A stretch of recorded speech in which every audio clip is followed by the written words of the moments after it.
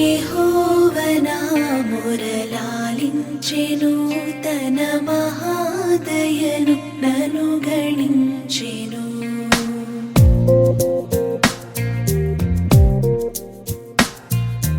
యెహోవా నా మొరలాలించెను, తన మహాదయను నన్ను గణించెను.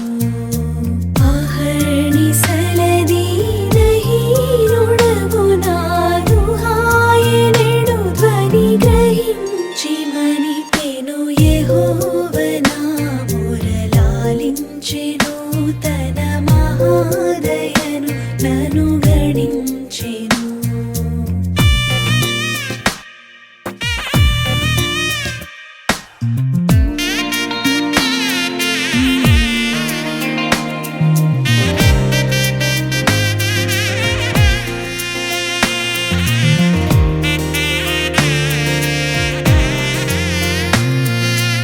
అనీతి వస్త్రమెడలించెను, యేసునాథు రక్తమున ముంచెను.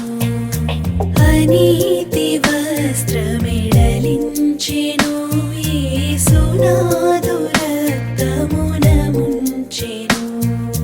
వినూత్న యత్నమిదను నీ ఎన్నడు గనన్వినన్ ప్రేమ నాకు చూపెను. యెహోవా నా మొరలాలించెను, తన మహాదయను నన్ను గణించెను.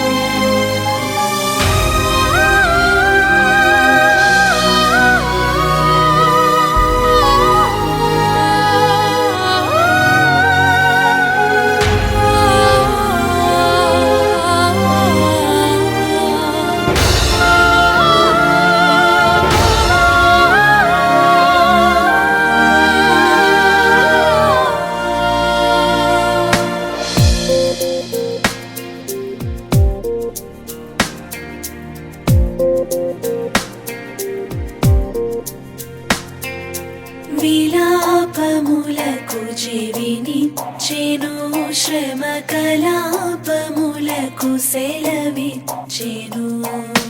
విలాపములకు చెవినిచ్చెను, శ్రమ కలాపములకు సెలవిచ్చెను. శిలానగముపైకి లాగినను సుఖ కళావళుల్ మనసులోన నిలిపెను. యెహోవా నా మొరలాలించెను, తన మహాదయను నన్ను గణించెను.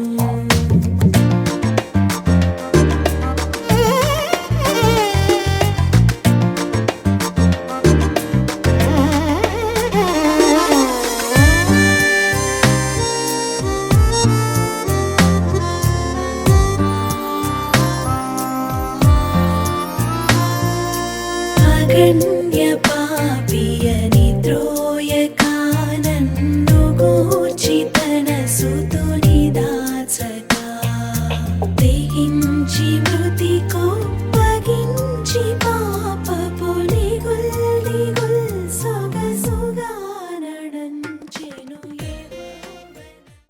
దయచేసి అందరూ నిశ్శబ్దంగా ఉండండి. మరి ఈరోజు మన సహోదరులు ఆత్మీయులు మాధవన్నయ్య కుటుంబం పట్ల దేవుడు చేసిన మేలు, వారికి అనుగ్రహించిన ఈ నూతన గృహాన్ని మరి దేవుడికి స్తుతులు చెల్లిస్తూ ప్రార్థన చేస్తూ మరి గృహాన్ని ఓపెన్ చేయాలని దేవుడు పిలిచారు కనుక దయచేసి అందరూ నిశ్శబ్దంగా ఉంటే ప్రార్థన చేసుకుని మొదట మనం ఈ గృహంలో వెళ్దాం. ప్రార్థన చేసుకున్నాం.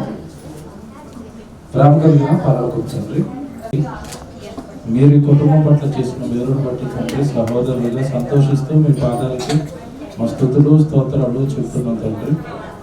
జీవం కలిగిన మీరు మరి భూమి మీద బిడ్డలుగా మాకు జన్మను ప్రసాదించి మేము ఈ భూమి మీద ఉండే అతికొద్ది కాలం 60-70 సంవత్సరాలు తండ్రి మమ్మల్ని కంటికి రెప్పలా కాపాడుతూ పెంచి పోషిస్తూ భూమి మీద మాకు అవసరమైన సకల వసతులు మీరు కల్పిస్తూ మా పట్ల మా జీవితం పట్ల మీరు చేసిన మేలులను బట్టి మీకు స్తోత్రాలు చెల్లిస్తాను తండ్రి. మరి మాధవ నేను జ్ఞాపకం చేసుకుని మరి చెల్లి పద్మాన్ని జ్ఞాపకం చేసుకుని వారి ఇరువురు గర్భఫలాలను జ్ఞాపకం చేసుకుని తండ్రి మీరు ఇచ్చిన చక్కటి గృహాన్ని బట్టి తండ్రి మేము స్తోత్రాలు చెల్లిస్తున్నాం. ఈ కుటుంబం పట్ల మీరు వెనుగా దండుగా ఉండి మరి చక్కటి జీవితానికి చక్కటి నివాస స్థలాన్ని మీరు ఏర్పాటు చేసినందుకు మీకు స్తోత్రాలు చెల్లిస్తున్నాం తండ్రి. మేమంతా మీకే స్తుతులు చెల్లిస్తూ మాకు ఏది ఇచ్చినా మీరు ఇచ్చారని భావిస్తూ మీ సన్నిధిలో మరి మీ పిల్లల మధ్యలో మీకు ప్రార్థనలు చేస్తూ ఈ గృహాన్ని తండ్రి మేము ప్రారంభిస్తాను. ఇది మొదలుకునే బిడ్డలు తండ్రి మరి గృహంలో నివాస స్థలాన్ని ఏర్పాటు చేసుకోబోతుండగా మీ తోడు మీ సహాయము మీ కృప మరి బిడ్డలకు ప్రసాదించి ఈ కుటుంబాలకు ప్రసాదించి మీ ఇష్ట ప్రకారం మీ ఇష్ట ప్రకారం తండ్రి క్షేమంగా చక్కగా ఈ గృహంలో ఆశీర్వదింపబడుటకు మీ సహాయాన్ని మీ తోడును మెండుగా ఈ కుటుంబాలకు ప్రసాదించమని కోరుకుంటున్నాను. మా ప్రభువును మా రక్షకుడైన యేసుక్రీస్తు వారి పేరట ఈ ప్రార్థనలను పరడి వేడుకొచ్చున్నాము తండ్రి. ఆమేన్. అన్న మోషన్న రండి, మీరు చేయవేయాలి. అమ్మ రా, మీరు కూడా రండి, మీరు ఫ్యామిలీ. అరే సార్ నీ దాకా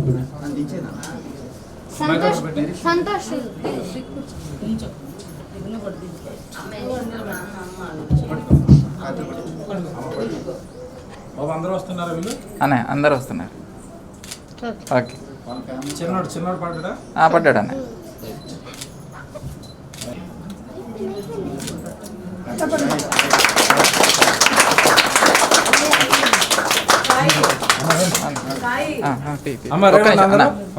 అన్న ఓకే వచ్చేయండి ఒకసారి అడుగు పెట్టండి. మహాపరిశుద్ధుల ప్రేమ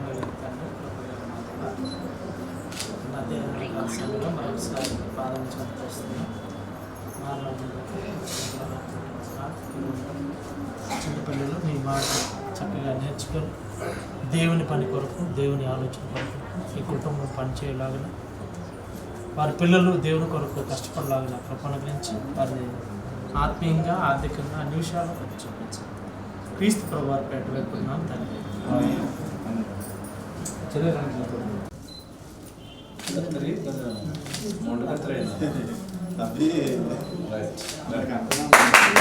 అందరూ రండి లోపలికి.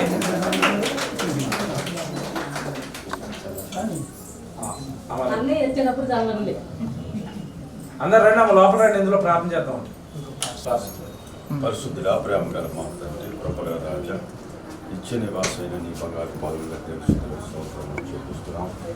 సహోదరుడికి మాధవన్న గారికి ఇచ్చిన గృహం బట్టి శుద్ధులు స్తోత్రములు చూపిస్తున్నాం. ఈ గృహం పునాది చేసినది మొదలుకొని ఇంతవరకు కట్టినంత వరకు మీరు ధన సహాయం దయచేసి అన్ని విషయాల్లో సహాయం చేశారు. ఎక్కడ ఈ గృహంలో ఎక్కడ ఏ సామాను ఉండాలో ఆ సామాను సమకూర్చి ముఖ్యంగా ఈ గృహంలో నీ యందు భయమును భక్తిని విశ్వాసము నీ మాటలు నీ స్తుతిగానాలు వినిపించే భాగ్యం అనుగ్రహించడం ప్రార్థన చేస్తున్నాం. ప్రభా మాధవ్ గారు ప్రభు చేస్తున్న ప్రతి పనిలో మీరు తోడుగా ఉండండి. తన కుటుంబాన్ని నిండారుగా దీవించండి. తన భార్యని బిడ్డలను రక్త సంబంధుల బంధుమిత్రులు నీ సేవలో నీ పనిలో బహుబలముగా కొనసాగడానికి సహాయం చేసి కృప దయచేయండి. ఇంతవరకు నడిపించారు, ఇక్కడ కూడా నడిపించి సహాయం ఇచ్చేవి యేసునామమున ప్రార్థిస్తున్నాం తండ్రి.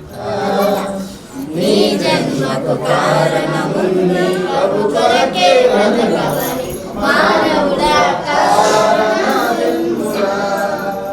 నీ జన్మకు కారణముంది మానవుడా కారణ జన్మనా. నీ జన్మకు కారణముంది.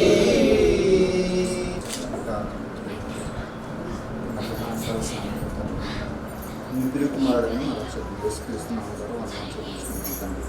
ఇదిగో తండ్రి మా ప్రియుడు మాధవాన్ని మన గట్టు మా పనుల్లో కార్యక్రమాలు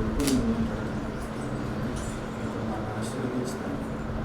ఇదొక ఇచ్చిన గృహాన్ని బట్టి మనం వ్యవస్థిస్తాం. తండ్రి ఈ గృహంలో ఉంటూ తండ్రి మీరు కట్టుకున్నాం గృహంలో తండ్రి కట్టుకుంటూ గృహం ద్వారా అనేక కార్యక్రమాలు జరిపించడం కాకుండా ఇచ్చిన భవిష్యత్తులో ఈ గృహం ద్వారా అనేక కార్యక్రమాలు జరిగించి తండ్రి నిన్ను సంతోషపెట్టే కుమారుడు ఉండడానికి గృహంగా ఇచ్చేయమని కోరుకుంటూ తండ్రి ఒకసారి ఇచ్చిన గృహాన్ని బట్టి మీకు కృతజ్ఞతలు చెల్లించుకుంటూ ఇచ్చిన ప్రార్థన యేసుక్రీస్తు పరిశుద్ధ నామములో అడిగి పెట్టుకుంటున్నాం తండ్రి.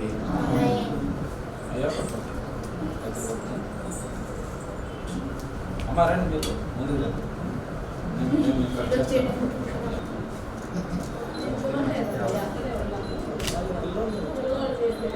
రైట్.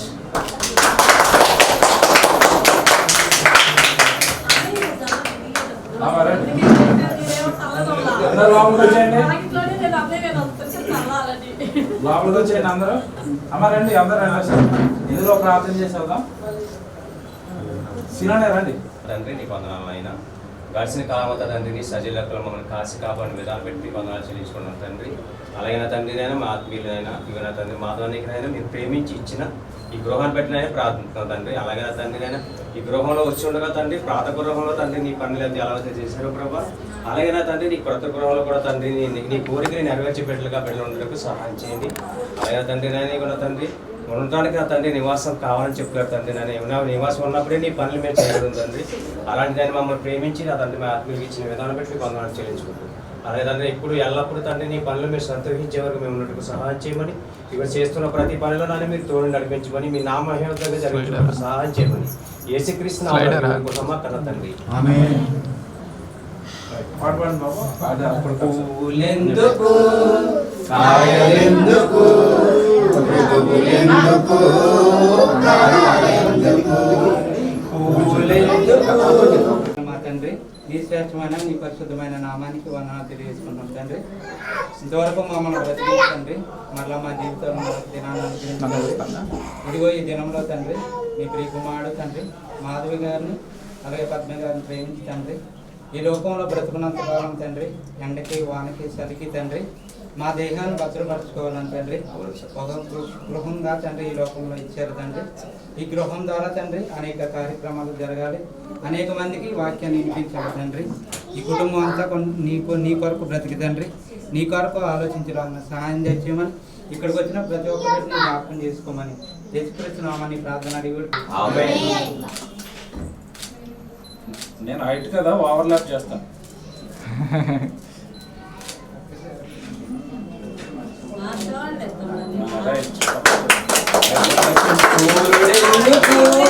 సింధుడెందుకు రంగులెందుకు కాలాలెందుకు ఉన్నవన్నీ నీ కోసమేనని, నీవు దేవుని కోసమేనని, ఉన్నవన్నీ నీ కోసమేనని, నీవు నీ జన్మకు కారణముంది. తండ్రి అని పిలుచుకునే మహాభాగ్యం మా అందరికీ దయచేసినందుకు తండ్రి. ఇదిగో తండ్రి ప్రభా మా ఆత్మీయులు తండ్రి మాధవన్నయ్య పద్మక్కలను మీరు నేను దీవించి ఇచ్చిన ఈ గృహాన్ని బట్టి మీకు వందనాలు తండ్రి. దేనినైనా తండ్రి ఇదిగోనైనా కిచెన్లోనైనా తండ్రి మేము ప్రార్థన చేయొచ్చుండగా తండ్రి ప్రభా మీ సేవకులకు తండ్రి ప్రభా ఈ సేవకుల కొరకునైనా తండ్రి ప్రభా ఎంతోమంది తండ్రి ప్రభా బైబిల్లో నాయన తండ్రి వంటలు చేసిన వాళ్ళు సేవ చేసిన వాళ్ళు ఉన్నారు తండ్రి. అట్టి వల్లే ఆ కుటుంబంగా నాయన ఈ కుటుంబాన్ని చేయి తండ్రి ప్రభా.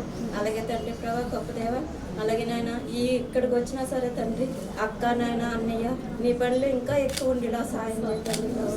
తండ్రి ప్రభా నాయన అక్క నీ కొరకు ఎంతో నాయన నమ్మకంగా ఉంటారు తండ్రి.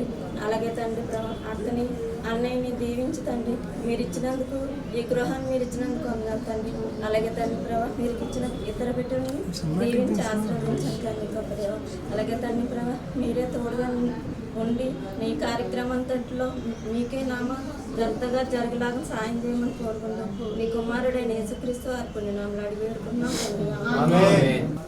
గొంతిచ్చాడని మాటిచ్చాడని సరిచాడని చెప్పగా చూపించాడని వినిపించాడని కళ్ళు చూసి చెప్పగా చూపించిన దేవుడే కలడు మనుషుడు ఒక్కడేగా ఇలాంటి భావాలు చెప్పాలని ఈశ్వరము ఇచ్చాడుగా. గొంతిచ్చాడని మాటిచ్చాడని స్వరమిచ్చాడని చెప్పగా చూపించిన దేవుడే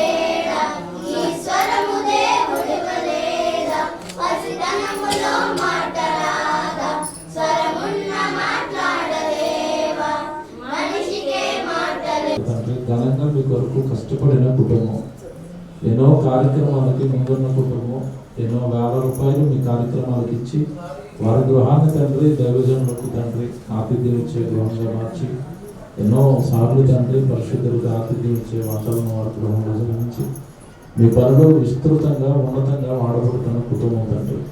కనుక మీ పాదాల చెంత మరొకసారి మేము అందరం కలిసి మొదలుపెడుతున్నాం. ఈ నూతన గృహం కూడా అంతే గొప్పగా మీ పనులు వాడబడుటకు కృప చేయండి అంటే మరి వారి గృహాన్ని చూడగానే ఆతిథ్యం, వారి గృహాన్ని చూడగానే ప్రేమ మీకు జ్ఞాపకం వచ్చేది.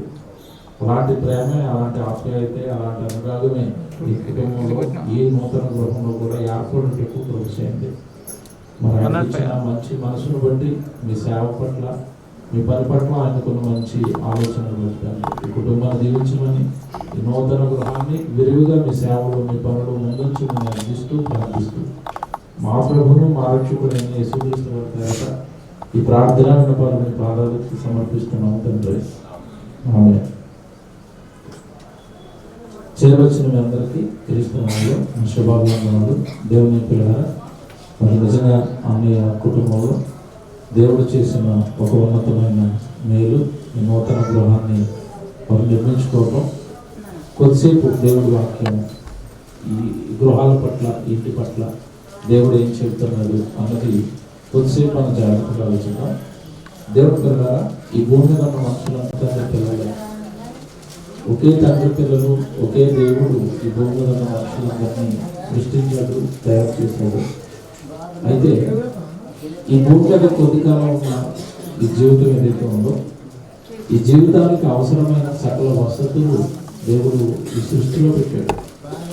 మీరు నిజంగా ఆలోచించండి, ఈ గృహం ఎలా కష్టపడింది అని మీరు అడిగితే ఈ గృహాన్ని ఎలా నిర్మించారు అంటే దీని ఇక్కడ మీరు లెఫ్ట్ సైడ్లో కనపడుతుంది వుడ్ వర్క్ అంటారు. వుడ్ వర్క్ అంటే అర్థం ఏంటంటే చెక్క. చెక్కలను పట్టుకొచ్చి చక్కగా పెయింట్ వేసి ఇక్కడ బిగించారు. ఈ చెక్కలు ఎక్కడి నుంచి వస్తాయి అంటే చెట్ల నుంచి వస్తాయి. మీకు తెలుసు. మరి ఎప్పుడైనా ఆలోచించారా? చెట్ల నుంచి చెక్క వస్తే మనం అందంగా అలంకరించుకున్నాం. ఎందుకంటే చెట్టు వేసింది ఎవరు ఆలోచించారు? చెట్టు అక్కడ వేసి దాన్ని పెంచి పోషించింది ఎవరు? ఆ చెట్టుని మనం వేయలేదు, ఆ చెట్టుని మనం పెంచలేదు, ఆ చెట్టుని మనం పోషించడం లేదు. చెట్టు వేసింది దేవుడే, దానికి వర్షం రూపంలో నీళ్ళు ఇచ్చింది దేవుడే, ఎండ రూపంలో అది ఎదగడానికి దానికి సహాయం చేసింది కూడా దేవుడే. దేవుడు ఒక చెట్టును పెంచితే దాన్ని నరికి మనం తెచ్చి చక్కగా అలంకరించుకున్నాం. ఈరోజు సిమెంట్ మనం వాడతాం ఇంటికి. ఎక్కడదా సిమెంట్ అంటే భూమిలోంచి వస్తుంది. ఎక్కడది మరి అది అంటే భూమిలో పెట్టింది కూడా ఎవరు అంటే దేవుడు. ఐరన్ వాడతారు మీకు సిల్లు కట్టేటప్పుడు. ఐరన్ అనేది మట్టి. ఆ మట్టిని కరిగించి మరి ఒక స్టీల్ రాడ్గా వేసి గృహం నిర్మించడానికి ఐరన్ రాడ్స్ వాడతారు. మీరు ఇంట్లో ఏదైనా ఆలోచించండి, ప్రతిదీ కూడా ఎక్కడి నుంచి వస్తుంది అంటే ఈ ప్రకృతిలోంచి, సృష్టిలోంచి వస్తుంది, భూమిలోంచి వస్తుంది. మరి భూమిలో ఎవరు పెట్టారు అంటే దేవుడే పెట్టాడు. అంటే ఈ రోజు ఇలా మనం చక్కగా అలంకరించుకున్నామంటే దీని వెనకున్నది ఎవరు అంటే దేవుడే. దేవుడే సమస్తం ఇస్తాడు. మనం పీల్చుకుంటున్న గాలి ఎవరు చేశారు? దేవుడే. త్రాగుతున్న నీళ్లు ఎవరు చేశారు? దేవుడే. తింటున్న ఆహారం ఎవరు చేశారు? దేవుడే. మనం నిర్మించుకున్న ఈ గృహాన్ని చేసింది కూడా దేవుడే. కనుక సమస్త కార్యాలు జాగ్రత్తగా వినాలని చెప్పే మాట, మన జీవితంలో జరుగుతున్న సమస్త కార్యాలు జరిగించేవారు ఎవరు అంటే దేవుడు. చాలా మందికి తెలియదు. నా రెక్కల కష్టం, నేను కష్టపడ్డాను, నేను చేసుకున్నాను, నేను కట్టుకున్నాను అంటారు. కాదండి, ఇప్పుడు మనం ఇల్లు కట్టుకోవాలన్నా చెక్క దొరకాలి కదా. దేవుడు చేయకపోతే ఎక్కడి నుంచి వస్తాయి ఆ చెక్కలు? దేవుడు చేయకపోతే ప్లాస్టిక్ ఈ స్విచ్లు ఎక్కడి నుంచి వస్తాయి? దేవుడు చేయకపోతే కింద రాళ్ళు, పాలరాయి అంటున్నాం, ఆ రాయి చక్కగా భూమిలో దొరుకుతుంది. ఎవరు పెట్టారు అక్కడ? మన కోసం దేవుడు పెట్టింది కదా అవన్నీ. దేవుడు పెట్టినవన్నీ ఒక చోటకి తెచ్చుకొని మనం చక్కగా ఈరోజు దీన్ని ఇలాగా అలంకరించుకున్నాం. పోనీ మీకు ఇంకా బాగా అర్థం అవడానికి, ఇల్లు నిలబడాలంటే ముందు కిందే ఉండాలి, భూమి ఉండాలి, నేల ఉండాలి కదా. నేల ఎవరు చేశారు? దేవుడే చేశాడు. దేవుడు చేసిన నేల మీద దేవుడు ఇచ్చిన వస్తువులు కొన్ని పట్టుకొచ్చి మనం చక్కగా ఇలాగా ఒక కొద్ది కాలం ఉండడానికి ఒక ఇంటిగా దీనిని అలంకరించుకున్నాం. దీని గురించి బైబిల్లో దేవుడు మంచి మాట మాట్లాడతాడు. నిజంగా మీరు కొద్దిసేపు చెప్తాను. ఇంటి గురించి దేవుడు మాట్లాడతాడు ఒక మాట. యోబు గ్రంథం 5వ అధ్యాయం 17వ వచనం దయచేసి అందరూ చూద్దాం. యోబు గ్రంథం 5వ అధ్యాయము 17వ వచనం నుంచి జాగ్రత్త చదువుతాం. అందరు తీయండి దయచేసి వచనం. యోబు గ్రంథం 5వ అధ్యాయము 17వ వచనం చదివితే, దేవుడు గద్దించు మనుషుడు ధన్యుడు, కాబట్టి సర్వశక్తుడకు దేవుడి శిక్షను తృణీకరింపకము. ఏమంటే ఇది యోబు గారు బాధల్లో ఉన్నప్పుడు తన స్నేహితులు వచ్చి యోబు గారిని ఓదారుస్తున్న సందర్భం ఇది. నాయన, నువ్వు దేవుడు శిక్షించే మనుష్యుడు ధన్యుడు అవుతాడు కనుక ఆయన శిక్షను తృణీకరించొద్దు అని చెప్పి కిందకి వెళ్ళేసరికి చూడండి ఏమంటాడంటే, ఆయనే గాయపరిచి గాయమును పట్టును, ఆయన గాయస్తాడు అని చెప్పి ఇప్పుడు చెప్తాడు కింద 24వ వచనం. నీ డేరా క్షేమ నివాసం అని నీకు తెలిసి ఉండును, నీ ఇంటి వస్తువులను నువ్వు లెక్క చూడగా ఏది పోయి ఉండదు అన్నట్టు చూడండి. ఒక వ్యక్తి దేవుడికి లోబడితే ఇంటి గురించి దేవుడు మాట్లాడుతున్నట్టు చూడండి. ఏమంటే ఆ రోజుల్లో గుడారాల్లో నివసించేవారు కనుక నీ డేరా అన్నట్టు చూడండి. ఒకప్పుడు ఈ డేరాలోనూ ఈ గుడారాల్లోనూ నివసించేవారు. ఈ డేరా నీ ఇంటు. ఏమంటే ఈరోజు మనం మీరు మాధవని వాళ్ళు ఇంటి చూడండి, ముందు ఎక్కడ ఉన్నారు వాళ్ళు? రేక్ రూమ్ లో ఉన్నారు, తెలుసు కదా. ఇప్పుడు ఇది భవంతి. ఒకప్పుడు మన పూర్వీకులు తోటగిళ్ళలోను కొబ్బరి ఆకులతో కట్టిన ఇళ్ళలోను తర్వాత పెంకుటిల్లో కూడా ఉండేవారు. ఇక్కడ దేవుడు మాట్లాడుతున్న సందర్భం ఏంటంటే డేరాలో ఉన్నారు. వాళ్ళకి అంటున్నాడు, నీ డేరా క్షేమ నివాసం అని నీకు తెలిసి ఉండును. అంటే ఏ ఇంట్లో ఆ ఇంట్లో ఉన్న మనుషులు సుఖంగా ఉండాలి అన్నా వాళ్ళకి దేవుడు తోడుండాలి, వారు దేవుడికి లోపడాలి, దేవుడి మాటలను లక్ష్య పెట్టాలి. అప్పుడే ఆ ఇల్లు సుఖంగా ఉంటుంది, ఆ ఇల్లు ఆనందకరంగా ఉంటుంది, ఆ ఇల్లు దేవుడి పనికి ఉపయోగపడుతుంది. ఇప్పుడు చూడండి కెమికల్సరికి ఎంత బాగుంటుందంటే, నీ డేరా క్షేమ నివాసం అని నీకు తెలిసి ఉండును, నీ ఇంటి వస్తువులు, ఇంట్లో ఉన్న వస్తువుల గురించి మాట్లాడుతున్నాడు చూడండి దేవుడు. మన ఇంట్లో వస్తువులు ఉంటాయి. ఇప్పుడు ఇల్లు అండి అమ్మేవాళ్ళు ఇంకా రాలేదు కాబట్టి ఇలా ఖాళీగా ఉంది. మీరు రేపుగా ఎల్లుడిగా వచ్చారనుకోండి, ఏముంటాయి ఇంటి నిండా? వస్తువులు, సోఫాలు, కుర్చీలు, కిచెన్ సామాన్లు, బెడ్లు, ఏమంటే బీరువాలు, బట్టలు, ఇవన్నీ ఏమంటారంటే వస్తువులు. వస్తువులతో నిండిపోతాయి కదా ఇల్లు, ఇంట్లో వస్తువులు. దేవుడు ముందు ఇంటి గురించి మాట్లాడాడు. నువ్వు దేవుడు మాట వింటావా, నీ ఇల్లు హ్యాపీగా ఉంటుంది, సుఖ నివాసంగా నీ ఇల్లు ఉంటుంది అన్నాడు. ఆ తర్వాత కిందకి వెళ్ళేసరికి వస్తువుల గురించి మాట్లాడుతున్నాడు. నీ ఇంటి వస్తువులు నీవు లెక్క చూడగా ఏది పోయి ఉండదు. అంటే ఇంట్లో ఉన్న వస్తువులు కూడా నీకు ఏది పోకుండా నీ ఇంటిని కాపాడుతాను అంటున్నాడు. చూసారంటే దేవుడు ఎంత ప్రేమ మన మీద. మనల్ని కాపాడుతాడంట, మనకు ఆరోగ్యం ఇస్తాడంట, మనల్ని క్షేమంగా చూస్తాడంట, మనకి ఏవి బాధలు కలగకుండా వాళ్ళని కాపాడుకుంటాడట. చివరికి నువ్వు నా మాట వింటే నీ ఇంటిని, నీ ఇంటిలో ఉన్న వస్తువులను కూడా కాపాడుకుంటానంటున్నాడు. ఎంత బాగుందండి. అప్పుడప్పుడు చూడండి, ఇంట్లో ఉన్న వస్తువుల గురించి మీకు పెద్దగా మామూలుగా చదివితే అర్థం అవ్వదు. ఇంట్లో ఉన్న వస్తువుల విలువ తెలియాలి అంటే ఎవడో ఒకటి దొంగడు పక్కింట్లో పడ్డాడు అనుకోండి, ఆ ఇంట్లో ఉన్న వస్తువులన్నీ దోచేసాడు అనుకోండి, అప్పుడు మనకి ఏమేస్తుంది? పెద్ద తాళం తీసుకురండి. ఎందుకు? పొరపాటు మన ఇంట్లోకి వస్తే మన వస్తువులు కూడా పోతాయి. ఇంట్లో వస్తువులు అనేసరికి మీరు ఎలా సమకూర్చుకుంటారో మీకు తెలియదు కాదు. మీరు ఒకసారి, ఫ్రిడ్జ్ ఒకసారి, ఎవరు ఒక్కొక్కటి సమకూర్చుకుంటాం కదా ఇంట్లో వస్తువులు. అవి పోతే ఎంత బాధ, అవి ఎవరైనా దొంగతనం చేస్తే ఎంత బాధ. నీ ఇంటికి క్షేమం, నీ ఇంట్లో ఉన్న వస్తువులకి క్షేమం అన్నాడు దేవుడు. నిజంగా ఆశ్చర్యం ఇది. అంటే దేవుడికి మనం లోబడితే మన ఇంటి వైపు కూడా ఆయన చూస్తున్నాడు, మన వస్తువుల వైపు కూడా ఆయన చూస్తున్నాడు.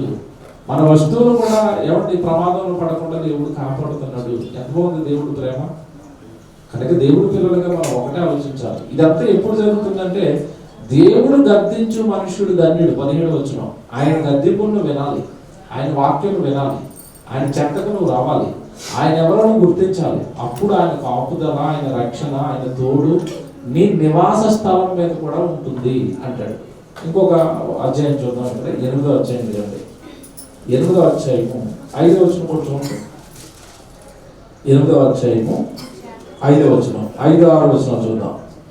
నువ్వు జాగ్రత్తగా దేవునిని వెదికిన ఎడల, సర్వశక్తుడకు దేవుని బతిమాలుకున్న ఎడల, నీవు పవిత్రుడవై యథార్థవంతుడవైన ఎడల, నీ నిశ్చయముగా ఆయన నీ యందు శ్రద్ధ నిలిపి మీ నీతికి తగినట్టుగా మీ నివాస స్థలమును వర్ధిల్ల చేయును. ఎంత బాగా మాట్లాడారు చూడండి. అంటే నీ నివాస స్థలాన్ని వర్ధిల్ల చేస్తాడు, వర్ధిల్ల చేస్తాడు. ఎవడు మనల్ని దేవుడు దీవిస్తాడట, మనల్ని కాపాడుకుంటాడట, మన యందు శ్రద్ధ చూపిస్తాడట, మనం ఉండే నివాస స్థలాన్ని వర్ధిల్ల చేస్తాడు. ఎంత బాగుంది దేవుడు. ఎప్పుడు ఇదంతా జరుగుతుంది? 5వ వచనం ప్రారంభంలో చెప్పాడు, నీవు జాగ్రత్తగా దేవునిని వెతికిన ఎడలా వెతకాలట. జాగ్రత్తగా దేవుడిని వెతికితే ఉన్న నివాస స్థలం హ్యాపీగా ఉంటుందట. మీరు అప్పుడప్పుడు చూడండి, మీకు తెలియదు కాదు, చాలా మంది బయట మనం అవన్నీ దేవుడు ఉంటే మనకి ఏం జరగదు, దేవుడు తోడుండాలని మనం నమ్ముతాం. కానీ బయట వేసి నమ్మని వారు చూడండి, కొంచెం గృహంలోకి వెళ్తారండి. గృహంలోకి వెళ్ళిన తర్వాత ఎవరికైనా అనారోగ్యం వచ్చింది అనుకోండి, ఎవరికైనా కాస్త బాగోట్లేదు అనుకోండి, డౌట్ అంతా దేని మీద ఉంటుంది చెప్పండి? ఇంటి మీద డౌట్. ఈ ఇంట్లోకి వచ్చాగానే ఒంట్లో బాగోట్లేదు, ఈ ఇంట్లోకి వచ్చాగానే ఆయనకి ఎలా జరిగింది, ఈవిడికి ఎలా జరిగింది, డౌట్ అంతా దేని మీద? ఇంటి మీద. ఇల్లు ఏం చేస్తుందండి? అమాయకత్వం కాకపోతే ఇల్లు ఏం చేస్తారు? మేము కీడైనా మేలైనా జరగవలసింది ఎవరి వల్ల అంటే దేవుడి నుండి రావాలి. అది కొంతమంది ఏం చేస్తారంటే ఇది తెలియక ఎవరినో తీసుకొస్తారు. ఏమంటే ఆ వాస్తులు చూస్తారు కదండి, ఆ వాస్తులు తీసుకొచ్చి చూపించి మేము ఆ ఇంట్లోకి వెళ్ళిన తర్వాత అంటే మాకు బయట మీద చిన్న యాక్సిడెంట్ అయింది, ఇంట్లోకి వచ్చిన తర్వాత యాక్సిడెంట్ జరిగింది అనుకోండి, చూపాలి ఎవరి మీద? ఇంటి మీదే. ఇంకోటి చెప్తాను మీకు, ఇది అర్థం అవ్వకపోతే, కొత్తగా పెళ్ళి ఒక అమ్మాయి ఇంటికి వచ్చిందండి, పెళ్ళయింది. పెళ్ళైన తర్వాత పెళ్లి కొడుకు ఏదైనా చిన్న యాక్సిడెంట్ అయింది అనుకోండి, చూపాలి ఎవరు కదా? ఈ పెళ్లి కూతురు కదా. ఆమె ఏం చేసిందంటే పాపం ఆమె పడగొట్టిందా? ఇవి ఒక భ్రమలు, ఇవి ఒక నమ్మకాలు.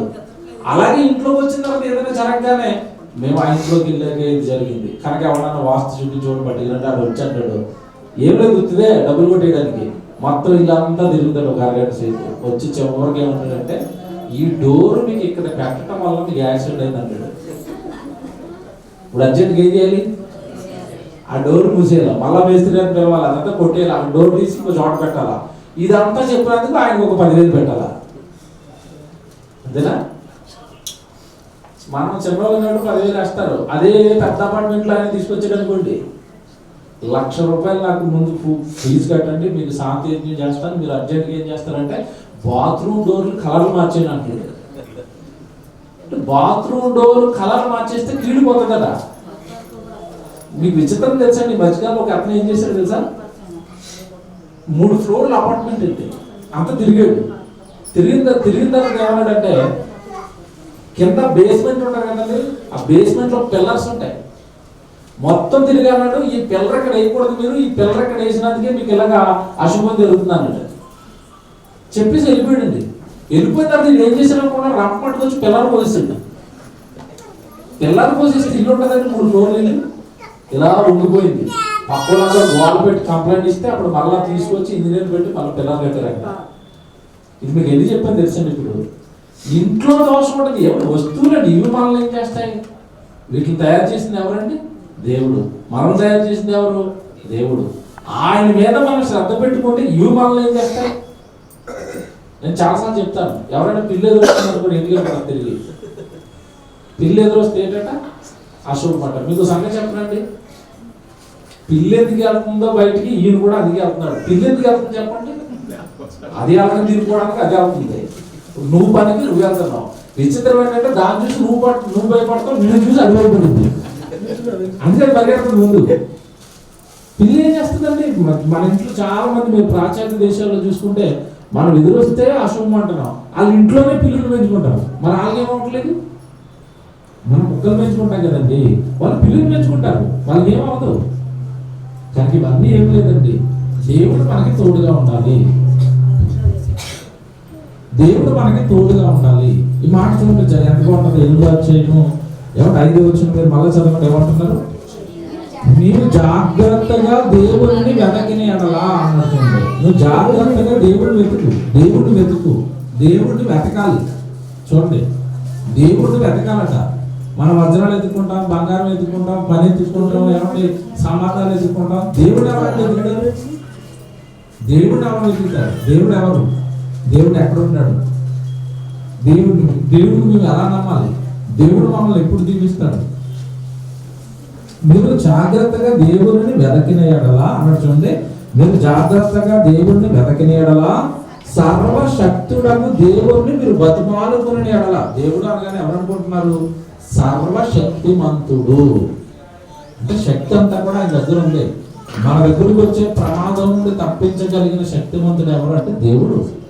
దేవుడు తప్పించాలి, దేవుడు కాపాడాలి, దేవుడు మనల్ని చక్కగా తను అప్పులు చేర్చుకోవాలి. ఇదంతా మనకు ఎప్పుడు జరుగుతుంది అంటే ఇక్కడ బాగా చెప్పాడు, నీవు దేవుడిని బతిమాలుకుని ఎడల నీవు పవిత్రుడవై యథార్థవంతుడమైన ఎడల.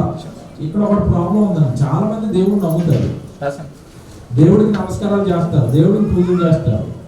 దేవుడికి ఇవన్నీ చేస్తానా? మనము మనం యథార్థంగా ఉన్నామా? మన మంచి వాళ్ళమేనా? ఇప్పుడు దేవాలయాన్ని కాపాడాలి అని నువ్వు అనాలి అన్నప్పుడు ఆ దేవుడు కాపాడేంత గొప్పగా మనం కూడా బ్రతకాలి కదా. బైబిల్ అంతా మనకి ఏం చెప్తుంది అంటే, నువ్వు అబద్ధం ఆడొద్దు, నువ్వు దొంగతనం చేయొద్దు, నువ్వు వ్యభిచారం చేయొద్దు, నువ్వు నేరాలు చేయొద్దు, నువ్వు ఎవరిద్దా కూడా ఈ దేన్ని ఆశించొద్దు. ఇలా నువ్వు నీతిగా బ్రతుకుతున్నప్పుడు దేవుడు నిన్ను వర్ధన చేస్తాడు. నువ్వు నీతిగా బ్రతికినప్పుడు దేవుడు నిన్ను కాపాడుతాడు. ఇదే బైబిల్ అండి. బైబిల్ అనేసరికి ఏమనుకున్నారు? మనిషిని మారుస్తుంది, సంస్కారవంతుడు చేస్తుంది, మంచి వాళ్ళుగా తయారు చేస్తుంది. అదే మాట ఇక్కడ చెప్తున్నాడు, నీవు పవిత్రుడవై యథార్థవంతుడమైన ఎడల నిశ్చయముగా ఆయన నీ యందు శ్రద్ధ నిలిపి. దేవుడు మన మీద శ్రద్ధ నిలుపుతాడట, దేవుడు మన యందు చూస్తాడట, దేవుడు మన యందు కనికరపడతాడట, దేవుడు మనల్ని ప్రేమిస్తాడట, దేవుడు మనల్ని తన ఆశ్రయ స్థానంగా మారుస్తాడు. దేవుడు ఆశ్రయించే గొప్ప వాళ్ళు, దేవుడు ఆశ్రయ స్థానం ఇచ్చేంత గొప్పగా దేవుడు మనల్ని ప్రేమిస్తాడు. అలా కనుక మీరు చేస్తే తర్వాత మాట చూడండి, అక్కడ ఏముంది?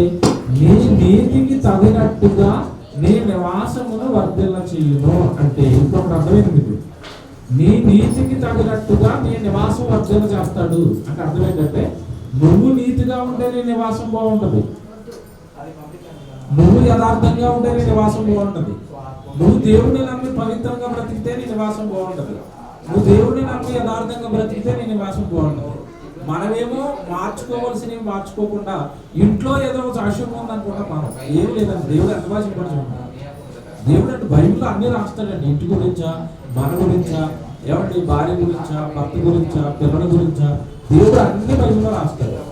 మన ఇల్లు క్షేమంగా ఉండాలి అంటే, మన నివాస స్థలం ఎప్పుడు ఆశీర్వదింపబడాలి అంటే దానికి దేవుడు తోడు అవసరం. దేవుడు మీ మీద చూడాలి, దేవుడు మీ మీద తన శ్రద్ధ నిలపాలి, అప్పుడు మనం బాగుంటామని దేవుడు చెప్తున్నాడు. ఇంకోటి చెప్తాను, జాగ్రత్తగా ఉంది, నేను ముగిస్తాను సార్. నివాస స్థానాన్ని వర్ధల చేయడం అంటే అర్థం ఏంటో తెలుసండి. ఈ నివాసం ఉంది కదండి, ఈరోజు అన్నయ్య వాళ్ళకి ఇచ్చిన గృహం ఉంది కదా, ఇలాగే ఈరోజు భూమి మీద చాలా గృహాలు ఉన్నాయి. కానీ బైబిల్లో మీరు బైబిల్ చరిత్రలో చూసినటువంటి కొంతమంది ఇల్లు దేవుడి పనికి వాడినట్టుగా కనబడతారండి. వాళ్ళ ఇంట్లో దేవుడి పని జరిగింది, వాళ్ళ ఇల్లు దేవుడికి దైవజనుడికి ఒక నివాస స్థలంగా మారింది. మనం పెద్దగా పట్టించుకోగలండి. అపోస్తల కార్యాల్లో సీమోను అనే ఒక చర్మకారుడు ఉంటాడు. చర్మకారుడు అంటే వాళ్ళ వృత్తి ఏం చేసింది? చర్మాలు వలచటం, చర్మాలు అమ్ముకోవటం, అంటే కటిక పేదవాడు ఒక రకంగా ఆ పని చేస్తున్నాడంటే చాలా పేదవాడు అండి. సీమోను అనే చర్మకారుని ఇంట పేతురు దిగి ఉన్నాడు అని ఉంటుంది బైబిల్లో, అపోస్తల కార్యాలు 10వ అధ్యాయంలో. అంటే ఇప్పుడు ఇక్కడ అర్థం ఏంటంటే, ఒక కటిక పేదవాడు తన ఇంటిని ఒక దైవజనుడికి నివాస స్థలంగా మార్చాడు. పేతురు గారు అక్కడ చాలా రోజులు ఉంటారు ఆ నివాస స్థలంలో. కొర్నేలు దగ్గర నుంచి మనుషులు వెళ్ళి అతను పిలుచుకొచ్చేంత వరకు అక్కడే ఉంటాడు, పైకి వెళ్తాడు, ప్రార్థన చేస్తాడు. చాలా గొప్పగా రండి. కొన్ని రోజుల పాటు ఆ చర్మకారుని ఇంట్లో పేతురు గారు ఉండిపోయినట్టుగా మనం చూస్తాం. అంటే ఒక అగ్రగణ్యుడు, దైవజనుడు, పెద్ద సేవకుడికి ఒక నివాస స్థలంగా, ఒక ఆశ్రయంగా ఈ చర్మకారుని ఇల్లు మారిపోయినట్టు మీరు ఆలోచించండి. అంటే ఇదంతా మీరు ఆలోచిస్తుంటే ఇంటిని వర్ధన చేయడం అంటే అర్థం ఏంటో తెలుసా? ఇంటిని దేవుడు ఆశీర్వదించడం అంటే అర్థం ఏంటంటే, ఆ ఇంటికి ఎప్పుడైతే దేవుడు పని జరుగుతుందో, ఆ ఇంటి ద్వారా దేవుడి కార్యక్రమాలు ఎప్పుడైతే జరుగుతున్నాయో ఆ ఇంటి వైపు దేవుడు చూస్తాడు. దేవుడికి ఉపయోగపడే దేన్ని కూడా దేవుడు అన్యాయంగా, అక్రమంగా జరగనివాడు, అక్కడ అశాంతిగా ఉండేవాడు. ఏ ఇల్లు అయితే దేవుడికి ఒక ఆశ్రయ స్థానం అయిపోతుందో ఆ ఇంటికంటే చక్కటి ఆశీర్వాదం, చక్కటి దీవెన, కుటుంబంలో ఉంటున్న మనుషులకి చక్కటి దేవుడి ప్రేమ, ఇవన్నీ కూడా దొరుకుతాయి. అలాగే మరొక సందర్భం ఉంటుంది బైబిల్లో, ఆలస్యం అయిపోయింది కనుక ఇవన్నీ చెప్పుకుంటూ వెళ్తున్నాను. బైబిల్లో ఎలీషా ప్రవక్తగా ఉన్న కాలంలో షూనేమీరాలని ఒక స్త్రీ ఉంటుందండి. ఆవిడ కూడా అంతే. ఆవిడ ఇంట్లో పైన ఒక మిద్దు కట్టి, ఆ మిద్దు మీద ఒక గది కట్టి, ఆ గదిలో దైవజనుడికి అవసరమైన వస్తువులన్నీ పెట్టి తన ఇంటిని కూడా మరి ఒక దైవ కార్యక్రమాల్లో ఒక నిలయంగా వాడింది. తద్వారా ఏం జరిగింది ఆవిడకి అని మీరు ఆలోచిస్తారండి. బిడ్డలు లేరు ఆవిడకి. దైవజనుడు, అమ్మ మాకు ఇంత సకల పరిచయం చేస్తున్నాం, మీ ఇల్లు ఆశీర్వదింపబడాలి, నీకు ఏం లోటు ఉందని అడిగాడు.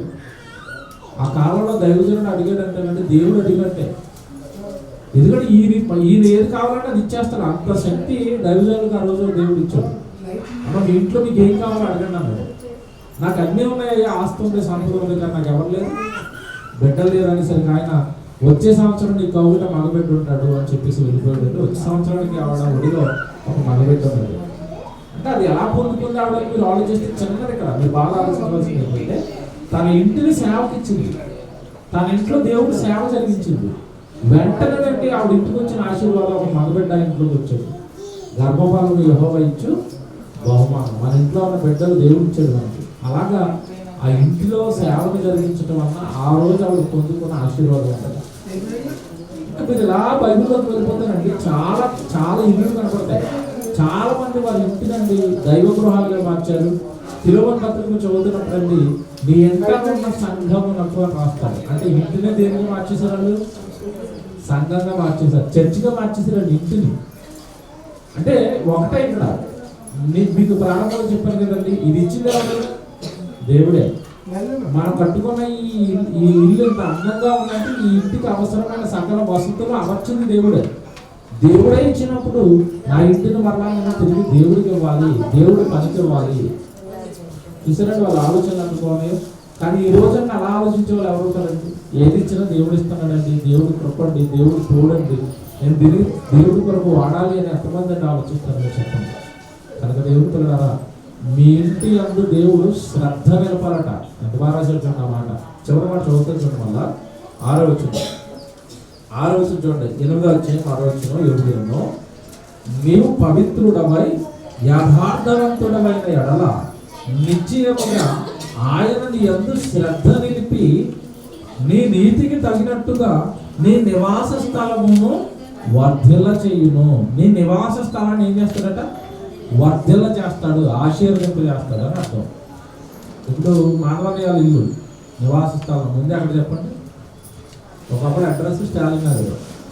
అక్కడికి ఎవరు వచ్చినా సరే చక్కటి ఆతిథ్యం, చక్కటి మర్యాద, ప్రేమ, ఆ ఇల్లు చూడగానే ఒక రకంగా మన సొంత వాళ్ళ ఇంటికి వచ్చామన్న ఫీలింగ్ కలిగేది. అక్కల ఇంటికి వచ్చేసామన్న ఫీలింగ్, అన్నయ్య ఇంటికి వచ్చామన్న ఫీలింగ్. ఆ ఇంటికి రాగానే మాకు ఎలా ఉంటుందంటే మా ఇంటికి వచ్చినట్టే ఉంటుంది, మా ఇల్లు ఉన్నట్టుగానే ఉంటుంది. వాళ్ళ ఇంట్లోనే ఉంటాం, వాళ్ళ ఇంట్లో వెళ్ళిపోతాం డైరెక్ట్గా. ఎందుకు ఆ ఇంటికి ఆ భాగ్యం దక్కిందంటే దేవుడు పని జరగటం, దైవజనులకు ఆతిథ్యం ఇవ్వటం, చక్కటి ఆశీర్వాదం. ఆ కుటుంబంలో వారు ఉన్నంతకాలం అంటే చాలా క్షేమంగా ఉన్నారు. మీరు చూడండి, అన్నయ్య గారిని, చెల్లి గారిని, పిల్లలు గారిని ఎంత బాగున్నారు. కారణం ఒకటే, మన ఇంటిని దేవుడు పనికి ఎప్పుడైతే వాడుతున్నామో దేవుడి చూపు మన ఇంటి పైన మన పైన కూడా ఉంటుంది. నువ్వు యథార్థంగా నీ నీతికి తగ్గట్టుగా నీ నివాస స్థలాన్ని ఆయన ఏం చేస్తాడట? వర్ధిల్ల చేస్తాడు అన్నాడు. ఆ కుటుంబంలో ఉన్నంతకాలం క్షేమంగా ఉండాలి. ఇక్కడ కూడా వారు క్షేమంగా ఉండాలి. అందుకే ఈ ప్రార్థన, అందుకే ఈ మొర దేవుడికి. అక్కడ ఎలాగైతే దేవుడు పని జరిగిందో ఇక్కడ కూడా అలాగే దేవుడు పని జరగాలి. ఇక్కడ కూడా ఈ కుటుంబం అలాగే ఆశీర్వదింపబడాలి. ఇక్కడ కూడా ఆ కుటుంబం ఎల్లప్పుడూ దేవుడి పనిలో ముందు ఉండాలి. ఎప్పుడైతే దేవుడు దేవుడు దేవుడు అని మనం అంటున్నామంటే దేవుడు ఎల్లప్పుడూ మనం చూస్తాడండి. దేవుడితోడు ఎప్పుడు మనకు ఉంటుంది.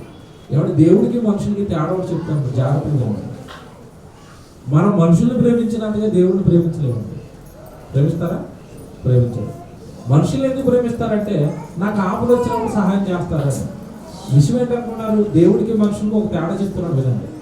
మనిషి మనకు ఆపద వచ్చిన తర్వాత సహాయం చేస్తాడు, దేవుడు ఆపదే రాకుండా కాపాడతాడు. ఎవరు గొప్పలు చెప్పండి? ఎవరు గొప్పలు? జ్వరం వచ్చినప్పుడు జ్వరం వచ్చింది కదా అని మనకు సేవ చేస్తే వాళ్ళు గొప్పలో, జ్వరమే రాకుండా చేసాను గొప్పడా? దేవుడు ఎవరైనా ఉంటుంది. మనం మన కంటితో చూసిన తర్వాత అవతలకి ఏదైనా శ్రమ వచ్చిందంటే అప్పుడు వెళ్తాం సాయం చేయడానికి.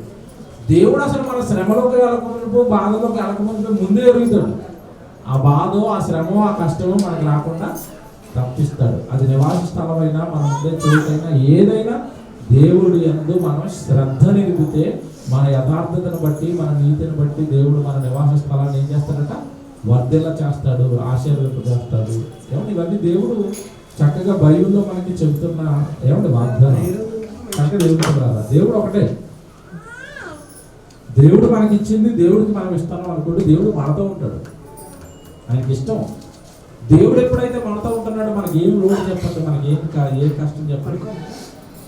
మీకు ఒక చిన్న కథ చెప్తాను, మీకు అర్థమవుతుంది దేవుడు అంటే ఏంటో. ఒక రాజుగారు ఉన్నారట. రాజుగారు రాజ్యంలో ఉన్న వాళ్ళందరినీ పిలిచి ఆయనకి ఏదో హ్యాపీ మూమెంట్, బర్త్డే ఏదో జరిగింది, నేను వరాలు ఇస్తానని కోరుకోండి, నాకు ఆయన మనసుకి దగ్గరగా ఉన్న వాళ్ళు, ఆయనకి మేలు చేసిన వాళ్ళకి ఇద్దరు పిలిచి మీకు వరాలు ఇస్తాను, మీకు ఏం కావాలో కోరుకోండి, నా భర్తగా అన్నారట. మీరు జాగ్రత్తగా వినండి, మాకు ఎక్కడ తప్పు చేస్తామో మీకు అర్థమవుతుంది ఈరోజు. ఆ ఇద్దరు రాజుగారి ముందుకు వచ్చారు. రాజుగారి ముందుకు వచ్చి మీకు ఏం కావాలో కోరుకోండి అనేసరికి ఒక అన్నాడట, నాకు ఇల్లు లేదు చేయండి. ఏం కావాలి? నాకు ఇల్లు లేదు, ఇల్లు ఇచ్చేయండి. సరే ఇల్లు ఇచ్చేస్తాను అన్నదట. తర్వాత నేను బ్రతకడానికి ఒక ఎకరం పొలం, అలాగే మీకు ఎకరం పొలం, ఒక ఇల్లు ఇచ్చేయండి, వెళ్ళిపోయాడు అది తీసుకుని. రెండోవాడు వచ్చిండు. రెండోవాడు వచ్చి నీకేం కావాలంటే, నాకు ఏం వద్దండి, వారానికి ఒకసారి మీరు మా ఇంటికి వచ్చి వెళ్ళిపోండి చాలన్నాడు. ఎవరన్నాడు? నాకు ఏమి వద్దు, రాజుగారు కదా మీరు, రాజుగారుగా మీరు వారానికి ఒకసారి మా ఇంటికి వచ్చి భోజనం చేసుకుని వెళ్ళిపోవాలా, నాకు ఏం వద్దు అన్నాడట. వీళ్ళిద్దరిలో ఎవరు తెలియదు చెప్పండి మీరు. మనం ఎలా ఆలోచిస్తాం? ముందే తెలియదు అని అక్కడ పొలం కొట్టేసాడు, ఇల్లు కొట్టేసాడు, ఆడు సూపర్ అనుకుంటాం మనం కదా. విషయం ఏంటంటే ఈ రెండో కూడా తెలివైనాడు. ఎందుకు తెలివైనాడు చెప్తాను జాగ్రత్తగా అంటే. అన్నట్టుగానే సరే నీటికి నేను మాట ఇచ్చేసాను కదా, ముందు రాజు కదా, మాట ఇస్తే తప్పడు. వారానికి ఒక రోజు నీటికి భోజనానికి రావాలి కదా, ప్రతి బుధవారం నీటికి భోజనానికి వస్తాను పో అన్నాడు. వెళ్ళిపోయాడండి రెండోవాడు. వెళ్ళిపోయిన తర్వాత బుధవారం వచ్చింది. బుధవారం వచ్చిందంటే ఎవరు వస్తారు భోజనానికి? రాజుగారు వస్తారు. మీకు విషయం తెలుసో లేదో, రాజుగారు ముందు రావాలంటే 4 రోజుల ముందు సెక్యూరిటీ వాళ్ళు వస్తారు. ముఖ్యమంత్రి గారు కానీ, ప్రధానమంత్రి గారు కానీ మీ ఇంటికి రావాలంటే ముందు ఎవరు వస్తారు? పోలీసు వాళ్ళు వస్తారు సెక్యూరిటీ కోసం. ఆ తర్వాత ఎవరు వస్తారంటే, రాజుగారు అంటే ఏ భోజనం పడుతుంది, ఏది పడుతుంది తినడం. ఆయనకి భోజనం వండడానికి ఒక టీం ఉంటుంది, ఆ టీం వస్తారు. మొత్తం మీద రాజు కింద ఉన్న మంత్రులు, సేవకులు, మరి రాజుగారి ప్రోగ్రామ్ అంటే ముందు వాళ్ళే కదా వస్తారు. వచ్చేసరికి వీడికి ఇల్లు ఎలాగుందంటే ఒక పూరి పాక. రాత్రికి రాత్రి ఆడ పాక తీయించేసి అక్కడ బంగ్లా కట్టించారు. ఎందుకు ఎవరు వస్తున్నారు భోజనానికి? రాజుగారు. ఇంట్లో రాజుగారు అంటే భోజనం అంటేసరికి కింద కూర్చుంది అంటాడా. పెద్ద పెద్ద కాస్ట్లీ చైర్లు, భోజన బల్లలు అన్ని చేయించేశారు.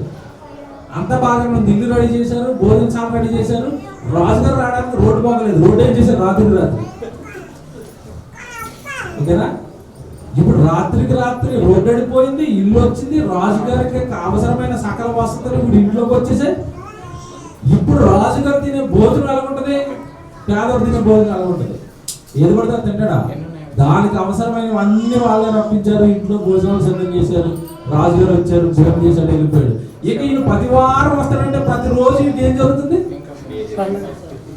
సకల వసతులు అంతే. ఇక చెప్పండి ఎవరు తెలివైనడు? రాజుగారు మా ఇంటికి రండి అని కోరుకున్నవాడు తెలివైనడు. ఇప్పుడు మనం ఏం చేయాలా? రాజు కంటే గొప్పడు ఎవరో తెలుసా? దేవుడే. దేవా నువ్వు మా ఇంటికి వస్తే మా ఇంట్లో మాకు అన్ని ఉన్నట్టే. దేవుడు రమ్మని అడగాలి. దేవుడు ఎప్పుడు వస్తాడు? ఇంట్లో ప్రార్థనలు పెడితేనో, ఇంట్లో దైవ కార్యక్రమాలు జరిగితేనో అప్పుడు దేవుడు ఇక్కడికి వస్తాడు. ఇంక లోటు ఏంటి చెప్పండి? కనుక దేవుడిని ఆహ్వానించండి, దేవుడిని కోరుకోండి, దేవుడిని తోడు కోరుకోండి. అప్పుడు మన నివాస స్థలాలు ఏమవుతాయి? వర్ధిల్లుతాయి. ఇంకా చివరిగా మీకు మాట చెప్పాలి. దేవుడికి ఎప్పుడైతే భూమిలో ఉన్న మన నివాస స్థలాలు దేవుడి పనికి మనం అప్పగిస్తున్నామో, మనకి స్థిరమైన నివాసం కాదు ఇది. తెలుసా? దేవుడు అంటే ఎలాంటిది అంటే మన గురించి బాగా ఆలోచించేవాడు. ఇది మనకి స్థిర నివాసం కాదండి. మనం ఇక్కడే ఉంటామా? ఉండవు. భూమి మీద జీవితం ముగిసిపోయిన తర్వాత మనకు నివాసం కావాలి. మళ్ళీ భూమి మీద మీ నివాసాలు దేవుడు పనికిస్తే మీకు స్థిరమైన నివాసం కడతాను అన్నాడు. అది చదువుకుని గుర్తు చేసుకుంటాం. కొరింథీయులకు రాసిన 2వ పత్రిక మీరు చూడండి. 5వ అధ్యాయము 1-3 వచనం చదువుతాం. కొరింథీయులకు రాసిన 2వ పత్రిక 5వ అధ్యాయము 1-3 వచనం చదువుతాం. భూమి మీద మన గుడారమైన ఈ నివాసము శిథిలమైపోయినను చేతి పని కాక దేవుని చేత కట్టబడినది నిత్యమైనది నివాసము పరలోకమందున్నది మనం ఎరుగుదము. ఇక్కడ ఒక మాట ఆలోచించాలి మీరు అందరూ. ఈ భూమి మీద ఉన్న నివాసాలన్నీ కూడా శిథిలమైపోతాయండి. అయిపోతాయా? ప్రతి బిల్డింగ్ కి ఎక్స్పైరీ డేట్ ఉంటుంది. 15 సంవత్సరాలు 20 సంవత్సరాలు తర్వాత ఏమైపోద్ది? కూలిపోద్ది. అది కూలిపోతుంది. మన దేహం దీనికి కూడా ఎక్స్పైరీ డేట్ ఉంది. ఎంతకాలం? 60, 70, అధిక బలం ఉంటే 80. మీరు చిన్న పిల్లలుగా ఉన్నప్పుడు ఫోటో తీసుకోండి, ఎంత బాగుంటుంది. మీరు యవనంలో 18, 19, 20 వచ్చినప్పుడు ఫోటో చూసుకోండి, అది ఇంకా బాగుంటుంది. 40 సంవత్సరాలకు ఫోటో చూడండి, కొంచెం ఏవో తేడాలు వస్తాయి. తేడాలు, గీతలు, ముడతలు, రంగులు ఏమంటే పాలిపోవటం. 40కి 60 సంవత్సరాల ఫోటో చూడండి, ఈవిడైనా ఆవిడ అంటారు. చిన్నప్పుడు ఫోటో 60 సంవత్సరాల ఫోటో పక్కన ఏంటండి పోలికలు ఉంటావు. అంటే ఈ నివాసం ఏమైపోతుంది? శిథిలమైపోతుంది. బిల్డింగ్ కట్టినప్పుడు కొత్తగా ఉండదండి. 15 సంవత్సరాల బిల్డింగ్ ఏమైపోతుంది? రంగులు ఊడిపోతాయి, పెచ్చులు ఊడిపోతాయి, గేట్లు పాత వెళ్ళిపోతాయి.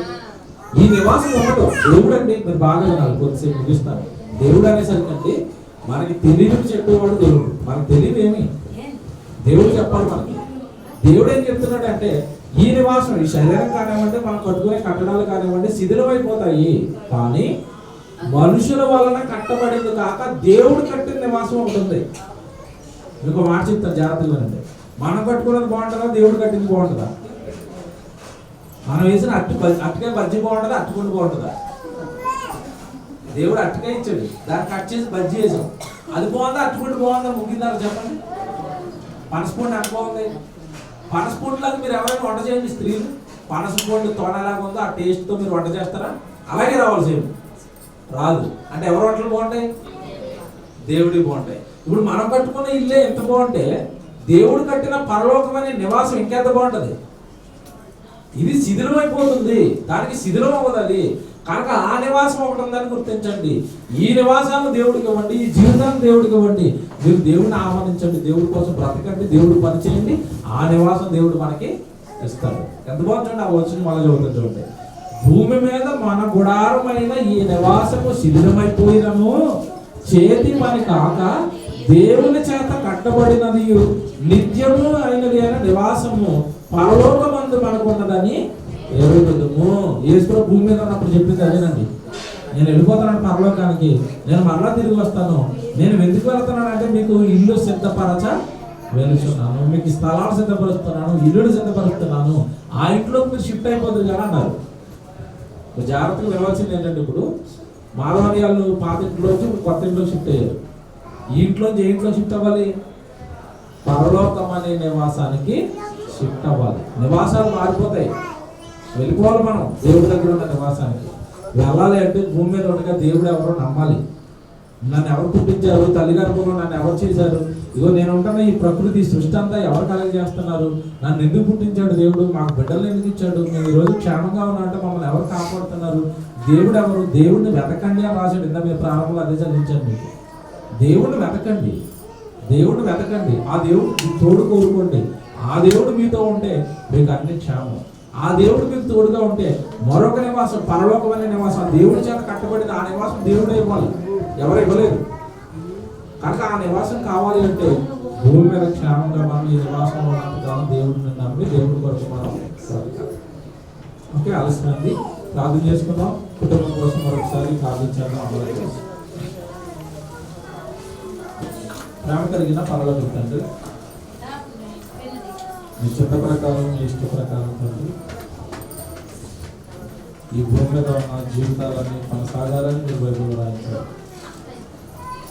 ఈరోజు మాధవాని గృహంలో తండ్రి ప్రార్థనను పెట్టి ఈ నివాసం శాశ్వతమైన కాదు, పరలోకంలో మీ వలన కట్టబడిన నివాసాలు ఇందులో ఉన్నాయి అని, ఆ ఇంటికి మేము చేరాలి అంటే, ఆ నివాసాన్ని మేము పొందుకోవాలి అంటే భూమి మీద మిమ్మల్ని నమ్మి మీ తోడు, మీ దయ, మీ కృపతో ఈ జీవితాన్ని కొనసాగించాలి అని చక్కటి మాటలు ఈరోజు మనం నేర్చుకున్నాం.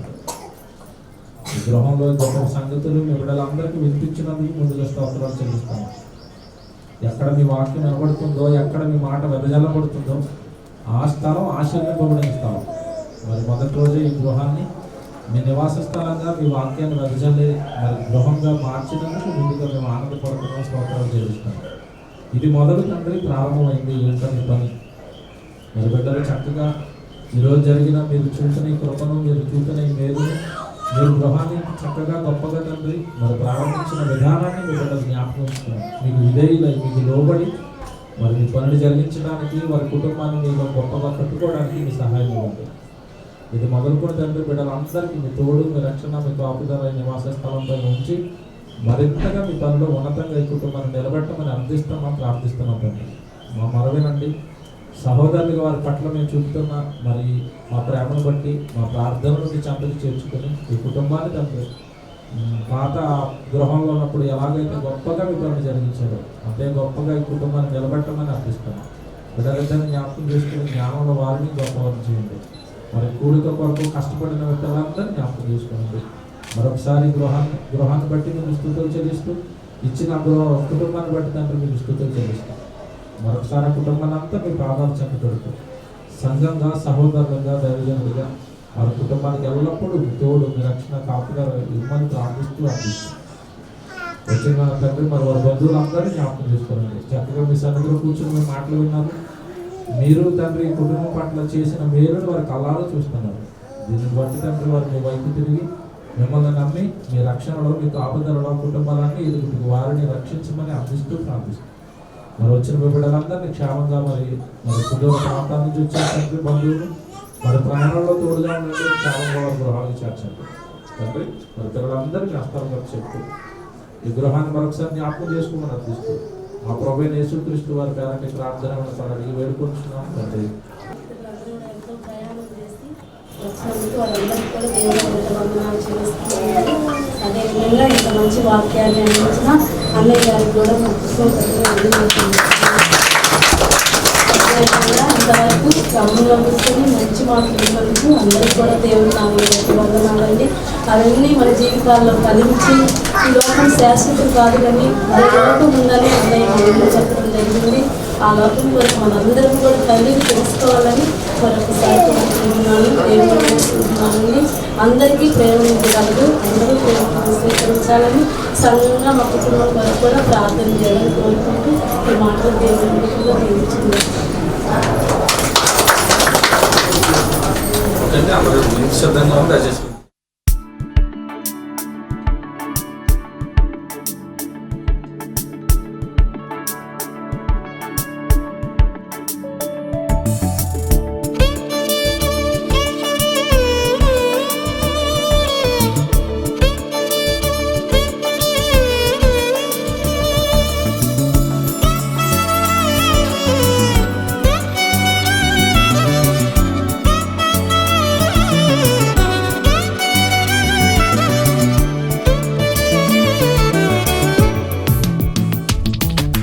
నీలోనే ఆనందం, నీలోనే అతిశయం, నీలోనే ఆనందం, నీలోనే అతిశయం, నీతోనే నా జీవితం, నీలోనే నా జీవనం, నీతోనే నా జీవితం, నీలోనే నా జీవనం.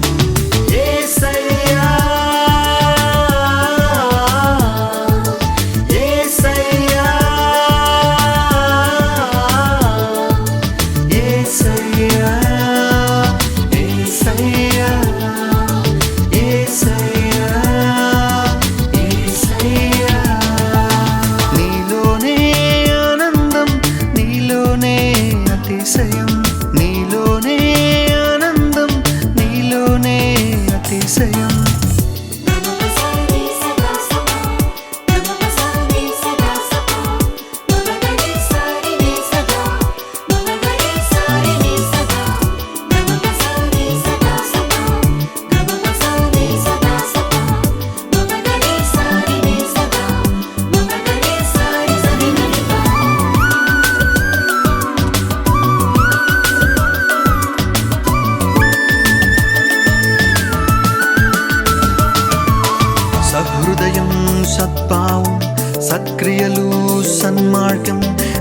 నూతన జీవం శాసించే నీతోనే నా జీవితం.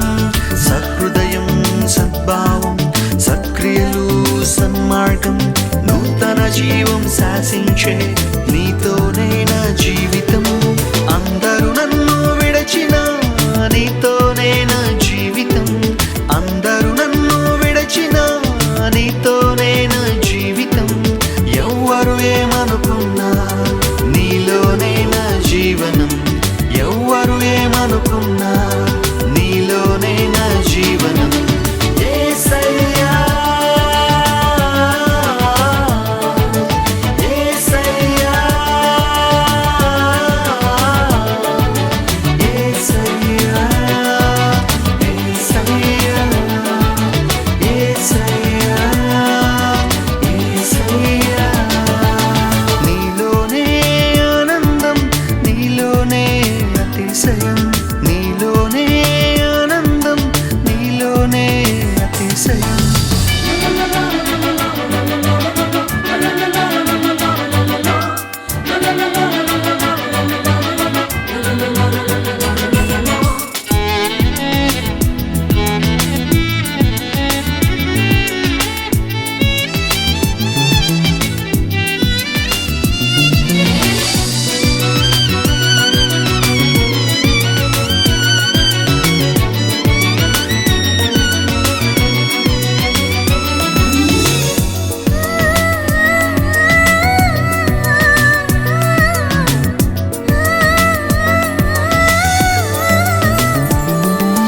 ప్రేమ చూపి కృపను ఇచ్చి సహనం నేర్పి బలమును పంచి శ్రమలో ధైర్యమునిచ్చిన నీతోనే నా జీవితం. ప్రేమ చూపి కృపను ఇచ్చి సహనం నేర్పి బలమును పంచి శ్రమలో ధైర్యమిచ్చిన నీతోనే నా జీవితం. నాకై ప్రాణం ఇచ్చిన నీతోనే నా జీవితం. నాకై ప్రాణం ఇచ్చిన నీతోనే నా జీవితం. నాకై రక్తం కార్చిన నీలోనే నా జీవనం. నాకై రక్తం కార్చిన నీలోనే నా జీవనం. యేసయ్యా, యేసయ్యా, యేసయ్యా, యేసయ్యా, యేసయ్యా, యేసయ్యా. నీలోనే ఆనందం, నీలోనే అతిశయం. నీలోనే ఆనందం, నీలోనే అతిశయం. నీతోనే నా జీవితం, నీలోనే నా జీవనం. నీతోనే నా జీవితం, నీలోనే నా జీవనం. యేసయ్యా, యేసయ్యా,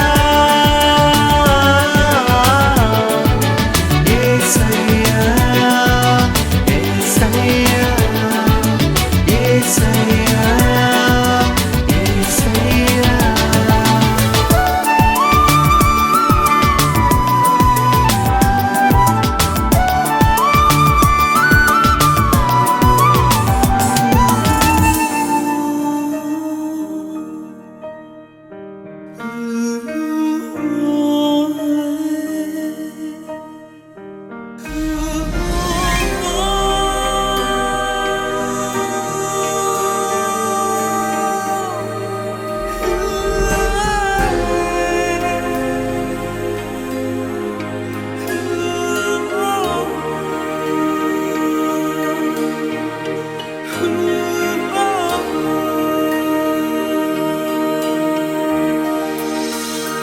చేయి పట్టుకో, నా చేయి పట్టుకో, జారిపోకుండా నే పడిపోకుండా. యేసు నా చేయి పట్టుకో, జారిపోకుండా నే పడిపోకుండా. యేసు నా చేయి పట్టుకో, చేయి పట్టుకో, నా చేయి పట్టుకో, జారిపోకుండా నే పడిపోకుండా. యేసు నా చేయి పట్టుకో.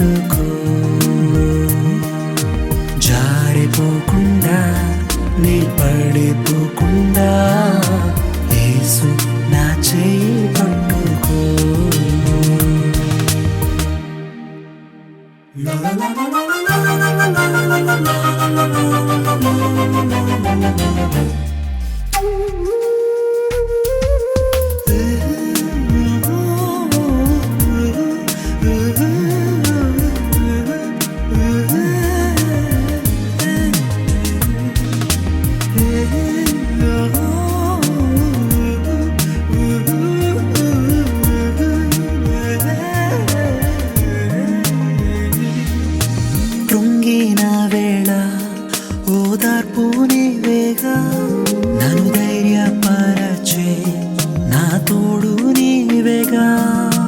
కృంగిన వేళ ఓదార్పు నీవేగా, నన్ను ధైర్యపరచే నా తోడు నీవేగా. మరువగలనా నీ మధుర ప్రేమను, మరువగలనా నీ మధుర ప్రేమను. యేసు నా జీవితాంతము, యేసు నా జీవితాంతము. చేయి పట్టుకో, నా చేయి పట్టుకో, జారిపోకుండా నే పడిపోకుండా. యేసు నా చేయి పట్టుకో, జారిపోకుండా నే పడిపోకుండా. యేసు నా చేయి పట్టుకో.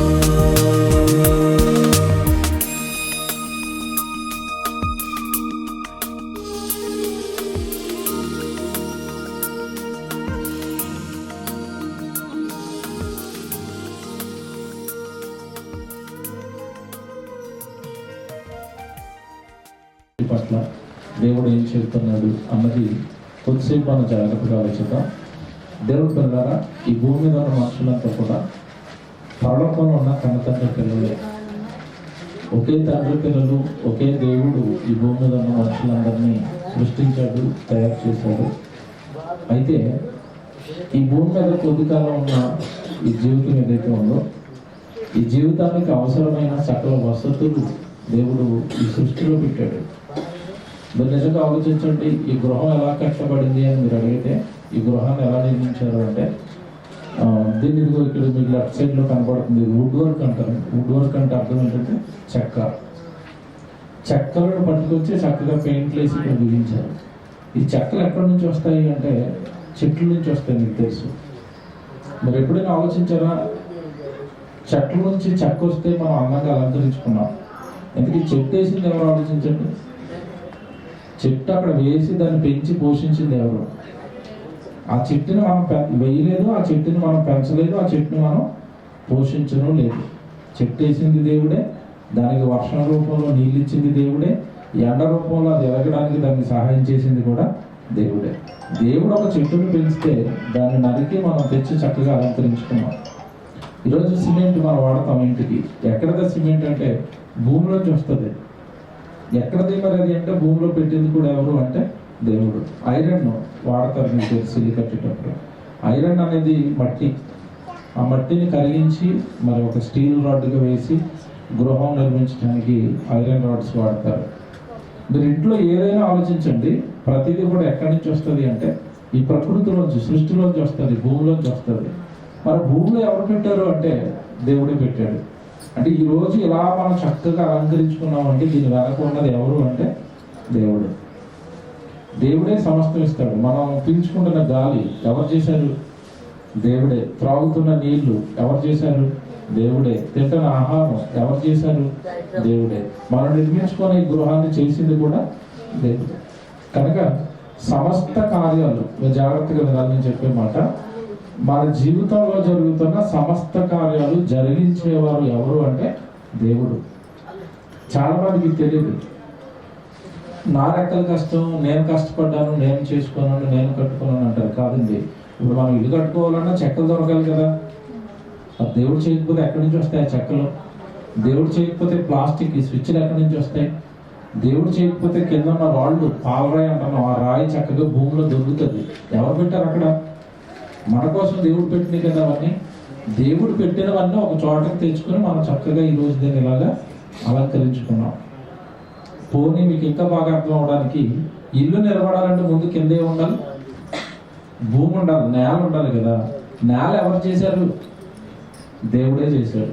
దేవుడు చేసిన నేల మీద దేవుడు ఇచ్చిన వస్తువులు కొన్ని పట్టుకొచ్చి మనం చక్కగా ఇలాగా ఒక కొద్ది కాలం ఉండడానికి ఒక ఇంటిగా దీనిని అలంకరించుకున్నాం మనం.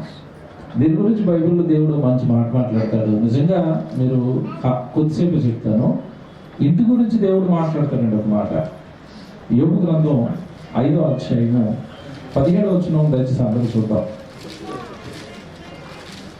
యోబు గ్రంథం 5వ అధ్యాయము 17వ వచనం నుంచి జాగ్రత్త చదువుదాం. అందరు తీయండి దయచేసి వచనం.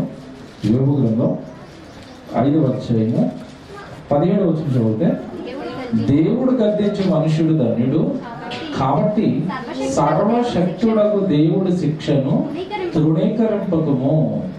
ఏమంటే ఇది యోబు గారు బాధల్లో ఉన్నప్పుడు తన స్నేహితుడు వచ్చి యోబు గారిని వాదారుస్తున్న సందర్భం ఉంది. నాయన, నువ్వు దేవుడు శిక్షించే మనుష్యుడు ధన్యుడవుతాడు కనుక ఆయన శిక్షను తృణీకరించొద్దు అని చెప్పి కిందకి వెళ్ళేసరికి చూడండి ఏమంటాడంటే, ఆయనే గాయపరిచి గాయమును కట్టును, ఆయన గాయము చేయును, ఆయననే స్వస్థత పరుచును అన్నాడు. తర్వాత 6 బాధల్లో నుండి ఆయన నిన్ను విడిపించును, 7 బాధలకు వెళ్ళినను నీకు ఏ కీడును తగలదు, క్షామకాలమున మరణము నుండి యుద్ధముల ఖడ్గబలము నుండి ఆయన నిన్ను తప్పించును, నోటి మాటల చేత కలుగు నొప్పి నీకు తగలకుండా ఆయన నిన్ను చాటు చేయును, ప్రళయము వచ్చినను నువ్వు దానికి భయపడవు. 22 పొలములోని రాళ్లతో నీవు నిబంధన చేసుకుని ఇందువు, అడవి మృగములు నీతో సమ్మతిగా ఉండును అన్నాడు. అంటే ఒక వ్యక్తి దేవుడికి లోబడితే అతనికి ఎన్ని మేలులు జరుగుతాయో చెప్తాడండి ఇదంతా. అడవి మృగాల వల్ల కూడా నీకు ఏ హాని ఉండదు, ప్రళయాలు వచ్చినా నీకు ఏమి ప్రమాదం ఉండదు, బాధలు కలిగినా నీకు దేవుడు నెమ్మది కలుగుతాడు, గాయమైనా దేవుడు నీకు స్వస్థత పరుస్తాడు అని చెప్పి ఇప్పుడు చెప్తాడు కింద 24 వచనం. నీ డేరా క్షేమ నివాసం అని నీకు తెలిసి ఉండును, నీ ఇంటి వస్తువులను నువ్వు లెక్క చూడగా ఏది పోయి ఉండదు అన్నట్టు చూంటే. ఒక వ్యక్తి దేవుడికి లోబడితే ఇంటి గురించి దేవుడు మాట్లాడుతున్నట్టు చూంటే. ఏమంటే ఆ రోజుల్లో గుడారాల్లో నివసించేవారు కనుక నీ డేరా అన్నట్టు చూంటే. ఒకప్పుడు ఈ డేరాలోను ఈ గుడారాల్లోనూ వారు నివసించేవారు. ఈ డేరా నీ ఇంటు. ఏమంటే ఈరోజు మనం మాధవన్యాలు ఇల్లు చూడండి, ముందు ఎక్కడ ఉన్నారు వాళ్ళు? రేకు రూమ్ లో ఉన్నారు, తెలుసు కదా. ఇప్పుడు ఇది భవంతి. ఒకప్పుడు మన పూర్వీకులు తోటగిల్లుల్లోను కొబ్బరి ఆకులతో కట్టిన ఇల్లులోను తర్వాత పెంకుటిల్లో కూడా ఉండేవారు. ఇక్కడ దేవుడు మాట్లాడుతున్న సందర్భం ఏంటంటే డేరాలో ఉన్నారు. వాళ్ళకి అంటున్నాడు, నీ డేరా క్షేమ నివాసం అని నీకు తెలిసి ఉండును. అంటే ఏ ఇంట్లో ఆ ఇంట్లో ఉన్న మనుషులు సుఖంగా ఉండాలి అన్నా వాళ్ళకి దేవుడు తోడుండాలి, వారు దేవుడికి లోబడాలి, దేవుడి మాటలను లక్ష్య పెట్టాలి. అప్పుడే ఆ ఇల్లు సుఖంగా ఉంటుంది, ఆ ఇల్లు ఆనందకరంగా ఉంటుంది, ఆ ఇల్లు దేవుడి పనికి ఉపయోగపడుతుంది. ఇప్పుడు చూడండి కిందకి వెళ్ళేసరికి ఎంత బాగుంటుందంటే, నీ డేరా క్షేమ నివాసం అని నీకు తెలిసి ఉండును, నీ ఇంటి వస్తువులు, ఇంట్లో ఉన్న వస్తువుల గురించి మాట్లాడుతున్నాడు చూడండి దేవుడు. మన ఇంట్లో వస్తువులు ఉంటే ఇప్పుడు ఇల్లు అండి అన్నయ్య ఇంకా రాలేదు కాబట్టి ఇలా ఖాళీగా ఉంది. మీరు రేపు కానీ ఎల్లుండి కానీ వచ్చారు అనుకోండి, ఏముంటాయి ఇంటి నిండా? వస్తువులు, సోఫాలు, కుర్చీలు, కిచెన్ సామాన్లు, బెడ్లు, ఏమంటే బీరువాలు, బట్టలు, ఇవన్నీ ఏమంటారంటే వస్తువులతో నిండిపోతాయి కదా ఇదంతా. ఇల్లు, ఇంట్లో వస్తువులు. దేవుడు ముందు ఇంటి గురించి మాట్లాడాడు. నువ్వు దేవుడు మాట వింటావా, నీ ఇల్లు హ్యాపీగా ఉంటుంది, సుఖ నివాసంగా నీ ఇల్లు ఉంటుంది అన్నాడు. ఆ తర్వాత కిందకి వెళ్ళేసరికి వస్తువుల గురించి మాట్లాడుతున్నాడు. నీ ఇంటి వస్తువులు నీవు లెక్క చూడగా ఏది పోయి ఉండదు. అంటే ఇంట్లో ఉన్న వస్తువులు కూడా నీకు ఏది పోకుండా నీ ఇంటిని కాపాడుతాను అంటున్నాడు. చూసారంటే దేవుడు ఎంత ప్రేమ మన మీద. మనల్ని కాపాడుతాడంట, మనకు ఆరోగ్యం ఇస్తాడంట, మనల్ని క్షేమంగా చూస్తాడంట, మనకి ఏమి బాధలు కలగకుండా మనల్ని కాపాడుకుంటాడట. చివరికి నువ్వు నా మాట వింటే నీ ఇంటిని, నీ ఇంటిలో ఉన్న వస్తువులను కూడా కాపాడుకుంటానంటున్నాడు. ఎంత బాగుందండి. అప్పుడప్పుడు చూడండి ఇంట్లో ఉన్న వస్తువుల గురించి మీకు పెద్దగా మామూలుగా చెబితే ఏం అర్థం అవుతుంది. ఇంట్లో ఉన్న వస్తువుల విలువ తెలియాలి అంటే ఎవడో ఒకడు దొంగడు పక్క ఇంట్లో పడ్డాడు అనుకోండి, ఆ ఇంట్లో ఉన్న వస్తువులన్నీ దోచేసాడు అనుకోండి, అప్పుడు మనకి ఏమేస్తుంది? పెద్ద తాళం తీసుకురండి, ఎందుకు పొరపాటు మన ఇంట్లోకి వస్తే మన వస్తువులు కూడా పోతాయి. ఇంట్లో వస్తువులు అనేసరికి మీరు ఎలా సమకూర్చుకుంటారో మీకు తెలియదు కాదు. మీరు ఒకసారి, ఫ్రిడ్జ్ ఒకసారి, ఎవరు ఒక్కొక్కటి సమకూర్చుకుంటాం కదండి ఇంట్లో వస్తువులు. అవి పోతే ఎంత బాధ, అవి ఎవరైనా దొంగతనం చేస్తే ఎంత బాధ. నీ ఇంటికి క్షేమం, నీ ఇంట్లో ఉన్న వస్తువులకి క్షేమం అన్నాడు దేవుడు. నిజంగా ఆశ్చర్యం ఇది. అంటే దేవుడికి మనం లోపడితే మన ఇంటి వైపు కూడా ఆయన చూస్తున్నాడు, మన వస్తువుల వైపు కూడా ఆయన చూస్తున్నాడు. మన వస్తువులు కూడా ఏమంటే ప్రమాదంలో పడకుండా దేవుడు కాపాడుతున్నాడు. ఎంత బాగుంది దేవుడి ప్రేమ. కనుక దేవుడి పిల్లలుగా మనం ఒకటే ఆలోచించాలి. ఇదంతా ఎప్పుడు జరుగుతుందంటే దేవుడు గద్దించు మనుష్యుడు ధన్యుడు. 17వ వచనం. ఆయన గద్దింపులను వినాలి, ఆయన వాక్యం వినాలి, ఆయన చెంతకు నువ్వు రావాలి, ఆయన ఎవరో గుర్తించాలి. అప్పుడు ఆయన కాపుదల, ఆయన రక్షణ, ఆయన తోడు నీ నివాస స్థలం మీద కూడా ఉంటుంది అంటాడు. ఇంకొక అధ్యాయం చూద్దాం. ఇక్కడ 8వ అధ్యాయం అంటే 8వ అధ్యాయము 5వ వచనం కూడా చూడండి. 8వ అధ్యాయము 5వ వచనం, 5, 6 వచనం చూద్దాం. నీవు జాగ్రత్తగా దేవునిని వెదికిన ఎడల, సర్వశక్తుడకు దేవునిని బతిమాలుకున్న ఎడల, నీవు పవిత్రుడవై యథార్థవంతుడవైన ఎడల, నీ నిశ్చయముగా ఆయన నీ యందు శ్రద్ధ నిలిపి నీ నీతికి తగినట్టుగా నీ నివాస స్థలమును వర్ధిల్ల చేయును. ఎంత బాగా మాట్లాడారు చూడండి. అంటే నీ నివాస స్థలాన్ని వర్ధిల్ల చేస్తాడు. ఎవడు మనల్ని దేవుడు దీవిస్తాడట, మనల్ని కాపాడుకుంటాడట, మన యందు శ్రద్ధ చూపిస్తాడట, మనం ఉండే నివాస స్థలాన్ని వర్ధిల్ల చేస్తాడు. ఎంత బాగుంది దేవుడు. ఎప్పుడు ఇదంతా జరుగుతుంది? 5వ వచనం ప్రారంభంలో చెప్పాడు, నీవు జాగ్రత్తగా దేవునిని వెతికిన ఎడల, వెతకాలట. జాగ్రత్తగా దేవుడిని వెతికితే ఉన్న నివాస స్థలం హ్యాపీగా ఉంటుందట. మీరు అప్పుడప్పుడు చూడండి, మీకు తెలియదు కాదు, చాలా మంది బయట మనం అవన్నీ దేవుడు ఉంటే మనకి ఏం జరగదు, దేవుడు చూడుండాలని మనం నమ్ముతాం. కానీ బయట ఇవేమి నమ్మని వారు చూడండి, కొంచెం గృహంలోకి వెళ్తారండి. గృహంలోకి వెళ్ళిన తర్వాత ఎవరికైనా అనారోగ్యం వచ్చింది అనుకోండి, ఎవరికైనా కాస్త బాగోట్లేదు అనుకోండి, డౌట్ అంతా దేని మీద ఉంటుంది చెప్పండి?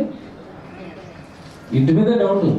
ఈ ఇంట్లోకి వచ్చాకనే ఒంట్లో బాగోట్లేదు, ఈ ఇంట్లోకి వచ్చాకనే ఆయనకి ఎలా జరిగింది, ఈవిడికి ఎలా జరిగింది, డౌట్ అంతా దేని మీద? ఇంటి మీద. ఇల్లు ఏం చేస్తుందండి?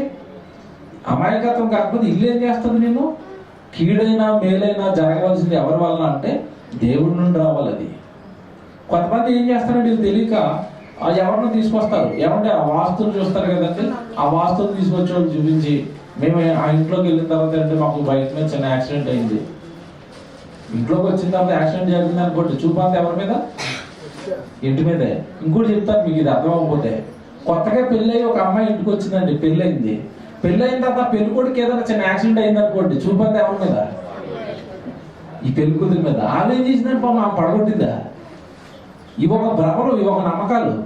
అలాగే ఇంట్లోకి వచ్చిన తర్వాత ఏదైనా జరగగానే మేము ఆ ఇంట్లోకి వెళ్ళాక ఇది జరిగింది, కనుక ఏమన్నా వాస్తు చూపించుకొని పట్టుకురండి, ఆడు వచ్చి అంటాడు. ఏం లేదు, ఉత్తిదే డబ్బులు కొట్టేయడానికి. మొత్తం ఇల్లు అంతా తిరుగుతాడు ఒక అరగంట సేపు. వచ్చి చివరికి ఏమంటాడంటే, ఈ డోర్ మీకు ఇక్కడ పెట్టడం వల్ల మీకు యాక్సిడెంట్ అయింది అంటాడు. ఇప్పుడు అర్జెంట్గా ఏం చేయాలి? ఆ డోర్ మూసేయాలి, మళ్ళా మేస్త్రి గారిని పిలవాలి, అదంతా కొట్టేయాలి, ఆ డోర్ తీసి ఇంకో చోట పెట్టాలా. ఇదంతా చెప్పినందుకు ఆయన ఒక 10,000 పెట్టాలా, అంతేనా? మనం చిన్నోళ్ళు కాబట్టి 10,000 వేస్తారు. అదే పెద్ద అపార్ట్మెంట్లో ఆయన తీసుకొచ్చాడు అనుకోండి, ₹1,00,000 నాకు ముందు ఫీజు కట్టండి, మీకు శాంతి యజ్ఞం చేస్తాను, మీరు అర్జెంట్గా ఏం చేస్తారంటే బాత్రూమ్ డోర్లు కలర్లు మార్చేయండి అంటున్నాడు. బాత్రూమ్ డోర్ కలర్ మార్చేస్తే కీడిపోతుందట.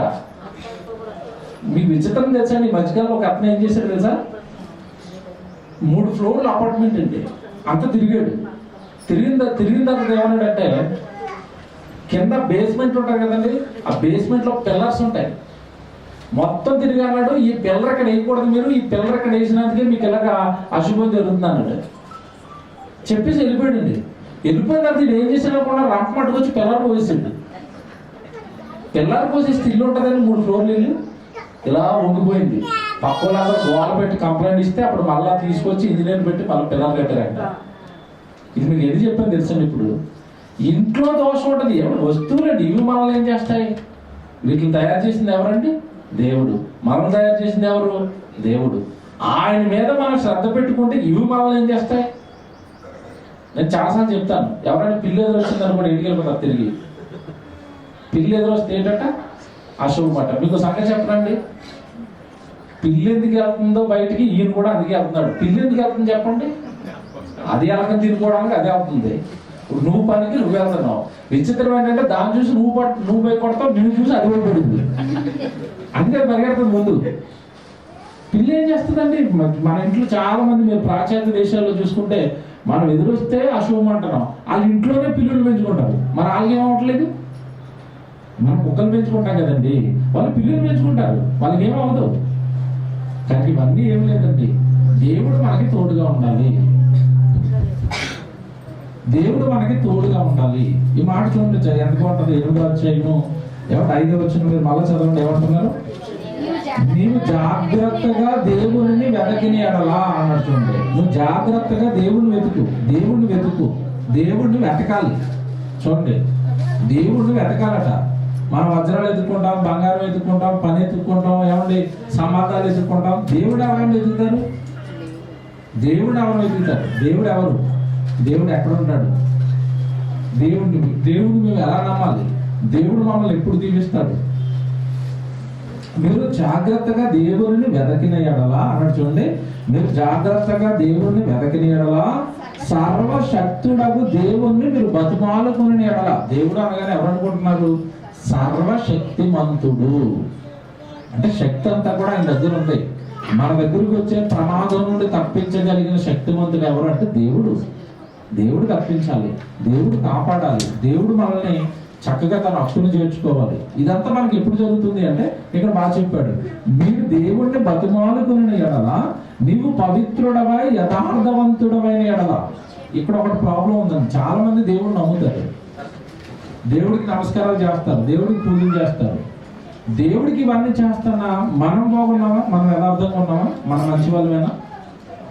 ఇప్పుడు దేవా నన్ను కాపాడాలి అని నువ్వు అనాలి అన్నప్పుడు ఆ దేవుడు కాపాడేంత గొప్పగా మనం కూడా బ్రతకాలి కదా.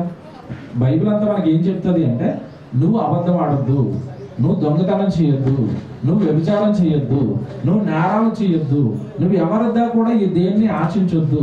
ఇలా నువ్వు నీతిగా బ్రతుకుతున్నప్పుడు దేవుడు నిన్ను వర్ధల చేస్తాడు. నువ్వు నీతిగా బ్రతికినప్పుడు దేవుడు నిన్ను కాపాడతాడు. ఇదే బైబిల్ అండి. బైబిల్ అనేసరికి ఏమనుకున్నారు? మనిషిని మారుస్తుంది, సంస్కారవంతులను చేస్తుంది, మంచి వాళ్ళుగా తయారు చేస్తుంది. అదే మాట ఇక్కడ చెప్తున్నాడు, నీవు పవిత్రుడవై యథార్థవంతుడవైన ఎడల నిశ్చయముగా ఆయన నీ యందు శ్రద్ధ నిలిపి. దేవుడు మన మీద శ్రద్ధ నిలుపుతాడట, దేవుడు మన యందు చూస్తాడట, దేవుడు మన యందు కనికరపడతాడట, దేవుడు మనల్ని ప్రేమిస్తాడట, దేవుడు మనల్ని తన ఆశ్రయ స్థానంగా మారుస్తాడు. దేవుడు ఆశ్రయించే గొప్ప వాళ్ళు, దేవుడు ఆశ్రయ స్థానం ఇచ్చేంత గొప్పగా దేవుడు మనల్ని ప్రేమిస్తాడు. అలా కనుక మీరు చేస్తే తర్వాత మాట చూడండి, అక్కడ ఏముంది? నీ నీతికి తగినట్టుగా నీ నివాసమును వర్ధిల్ల చేయును అంటే. ఇప్పుడు ఒకటి అర్థమైంది మీకు, నీ నీతికి తగినట్టుగా నీ నివాసం వర్ధిల్ల చేస్తాడు అంటే అర్థం ఏంటంటే, నువ్వు నీతిగా ఉంటే నీ నివాసం బాగుంటుంది, నువ్వు యథార్థంగా ఉంటే నీ నివాసం బాగుంటుంది, నువ్వు దేవుడిని నమ్మి పవిత్రంగా బ్రతికితే నీ నివాసం బాగుంటుంది, నువ్వు దేవుడిని నమ్మి యథార్థంగా బ్రతికితే నీ నివాసం బాగుంటుంది. మనమేమో మార్చుకోవాల్సినవి మార్చుకోకుండా ఇంట్లో ఏదో సాక్ష్యం ఉందనుకుంటాం. మనం ఏమి లేదండి. దేవుడు ఎంత బాగా చెప్పాడు చూడండి. దేవుడు అండి బైబిల్లో అన్ని రాస్తాడండి, ఇంటి గురించా, మన గురించా, ఏమండి భార్య గురించా, భర్త గురించా, పిల్లల గురించా, దేవుడు అన్ని బైబిల్లో రాస్తాడు. మన ఇల్లు క్షేమంగా ఉండాలి అంటే, మన నివాస స్థలం ఎప్పుడు ఆశీర్వదింపబడాలి అంటే దానికి దేవుడు తోడు అవసరం. దేవుడు మీ మీద చూడాలి, దేవుడు మీ మీద తన శ్రద్ధ నిలపాలి, అప్పుడు మనం బాగుంటామని దేవుడు చెప్తున్నాడు. ఇంకోటి చెప్తాను, మీరు జాగ్రత్తగా వినండి, నేను ముగిస్తాను. ఇక నివాస స్థానాన్ని వర్ధల చేయడం అంటే అర్థం ఏంటో తెలుసండి. ఈ నివాసం ఉంది కదండి, ఈరోజు అనే వాళ్ళకి ఇచ్చిన గృహం ఉంది కదా, ఇలాగే ఈరోజు భూమిలో చాలా గృహాలు ఉన్నాయి. కానీ బైబిల్లో మీరు బైబిల్ చరిత్రలో చూసినప్పుడండి, కొంతమంది ఇల్లులు దేవుడి పనికి వాడినట్టుగా కనపడతారండి. వాళ్ళ ఇంట్లో దేవుడు పని జరిగింది, వాళ్ళ ఇల్లు దేవుడికి దైవజనులకి ఒక నివాస స్థలంగా మారింది. మనం పెద్దగా పట్టించుకోగానే అపోస్తల కార్యాల్లో సీమోను అని ఒక చర్మకారుడు ఉంటాడు. చర్మకారుడు అంటే వాళ్ళ వృత్తి ఏమి తెలుసండి?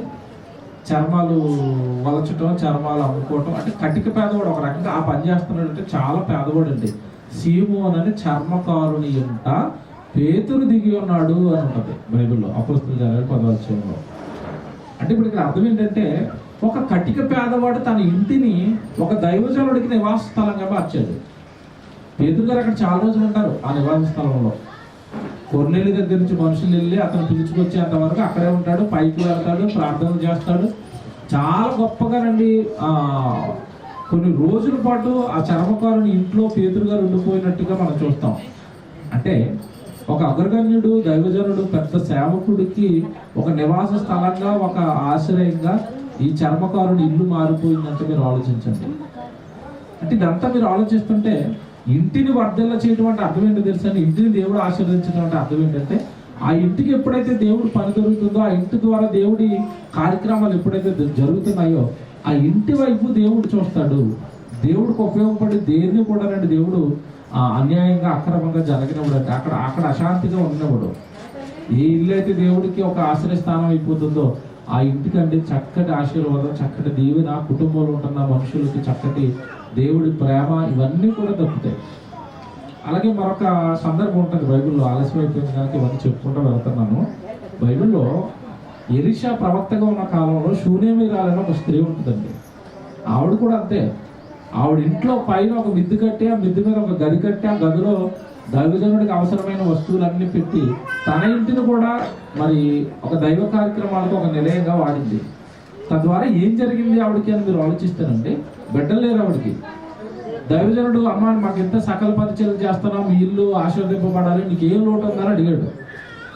ఆ కాలంలో దైవజనుడు అడిగాడు అంటేనండి దేవుడు అడిగినట్టే.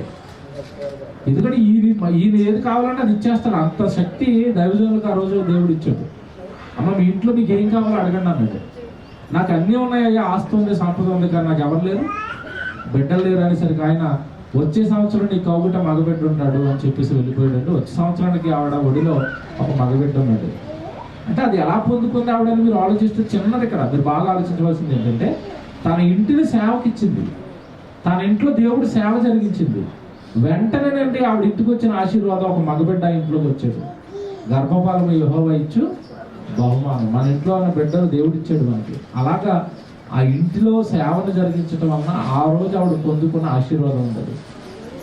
ఇక మీరు ఇలా బైబిల్లోకి వెళ్ళిపోతానండి, చాలా చాలా ఇల్లులు కనపడతాయి. చాలా మంది వారి ఇంటినండి దైవ గృహాలుగా మార్చారు. ఫిలోమోను పత్రిక చదువుతున్నప్పుడండి, నీ ఎంటనున్న సంఘమునకు అని రాస్తాడు. అంటే ఇంటినే దేనిగా మార్చేశారు వాళ్ళు?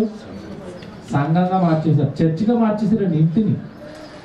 అంటే ఒకటే ఇక్కడ మీకు ప్రారంభంలో చెప్పాను కదండి, ఇది ఇచ్చింది ఎవరు? దేవుడే. మనం కట్టుకున్న ఈ ఇల్లు ఎంత అందంగా ఉందంటే, ఈ ఇంటికి అవసరమైన సకల వసతులు అమర్చింది దేవుడే. దేవుడే ఇచ్చినప్పుడు నా ఇంటిని మరలా నేను తిరిగి దేవుడికి ఇవ్వాలి, దేవుడు పనికి ఇవ్వాలి. చూసారండి వాళ్ళ ఆలోచనలు ఎంత బాగున్నాయో. కానీ ఈ రోజండి అలా ఆలోచించే వాళ్ళు ఎవరు ఉంటారండి? ఏది ఇచ్చినా దేవుడు ఇస్తున్నాడండి, దేవుడు కృపండి, దేవుడు తోడండి, నేను తిరిగి దేవుడి కొరకు వాడాలి అని ఎంతమంది అండి ఆలోచిస్తారు మీరు చెప్పండి. కనుక దేవుడు పిల్లడారా, మీ ఇంటి యందు దేవుడు శ్రద్ధ నిలపాలట. ఎంత బాగా రాశారు చూడండి ఆ మాట. చివరి మాట చదువుతుంది చూడండి. మళ్ళా 6వ వచనం చూడండి. 8వ అధ్యాయం 6వ వచనం 7లో, నీవు పవిత్రుడవై యథార్థవంతుడవైన ఎడల నిశ్చయముగా ఆయన నీ యందు శ్రద్ధ నిలిపి నీ నీతికి తగినట్టుగా నీ నివాస స్థలమును వర్ధిల్ల చేయును. నీ నివాస స్థలాన్ని ఏం చేస్తాడట? వర్ధిల్ల చేస్తాడు, ఆశీర్వదింప చేస్తాడు అని అర్థం. ఇప్పుడు మాధవనీయాల ఇల్లు నివాస స్థలం ముందే అక్కడ చెప్పండి. ఒకప్పుడు అడ్రస్ స్టాలిన్ నగర్. అక్కడికి ఎవరు వచ్చినా సరే చక్కటి ఆతిథ్యం, చక్కటి మర్యాద, ప్రేమానురాగాలు. ఆ ఇల్లు చూడగానే ఒక రకంగా మన సొంత వాళ్ళ ఇంటికి వచ్చామన్న ఫీలింగ్ కలిగేది. అక్కల ఇంటికి వచ్చేసామన్న ఫీలింగ్, అన్నయ్య ఇంటికి వచ్చామన్న ఫీలింగ్. ఆ ఇంటికి రాగానే మాకు ఎలా ఉంటుందంటే, మా ఇంటికి వచ్చినట్టే ఉంటుంది, మా ఇల్లు ఉన్నట్టుగానే ఉంటుంది. వాళ్ళ ఇంట్లోనే ఉంటాం, వాళ్ళ ఇంట్లోకి వెళ్ళిపోతాం డైరెక్ట్గా. ఎందుకు ఆ ఇంటికి ఆ భాగ్యం దక్కిందంటే, దేవుడు పని జరగటం, దైవజనులకు ఆతిథ్యం ఇవ్వటం, చక్కటి ఆశీర్వాదం. ఆ కుటుంబంలో వాళ్ళు ఉన్నంతకాలం అండి చాలా క్షేమంగా ఉన్నారు. మీరు చూడండి, అన్నయ్య కానీ, చెల్లి కానీ, పిల్లలు కానీ ఎంత బాగున్నారు వాళ్ళు.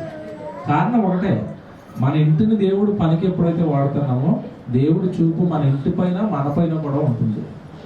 నువ్వు యథార్థంగా నీ నీ నీ నీ నీతికి తగ్గట్టుగా నీ నివాస స్థలాన్ని ఆయన ఏం చేస్తాడట, వర్ధిల్ల చేస్తాడు అన్నాడు. ఆ కుటుంబంలో ఉన్నంతకాలం క్షేమంగా ఉండాలి, ఇక్కడ కూడా వారు క్షేమంగా ఉండాలి. అందుకే ఈ ప్రార్థన, అందుకే ఈ మొర దేవుడికి. అక్కడ ఎలాగైతే దేవుడి పని జరిగిందో ఇక్కడ కూడా అలాగే దేవుడి పని జరగాలి.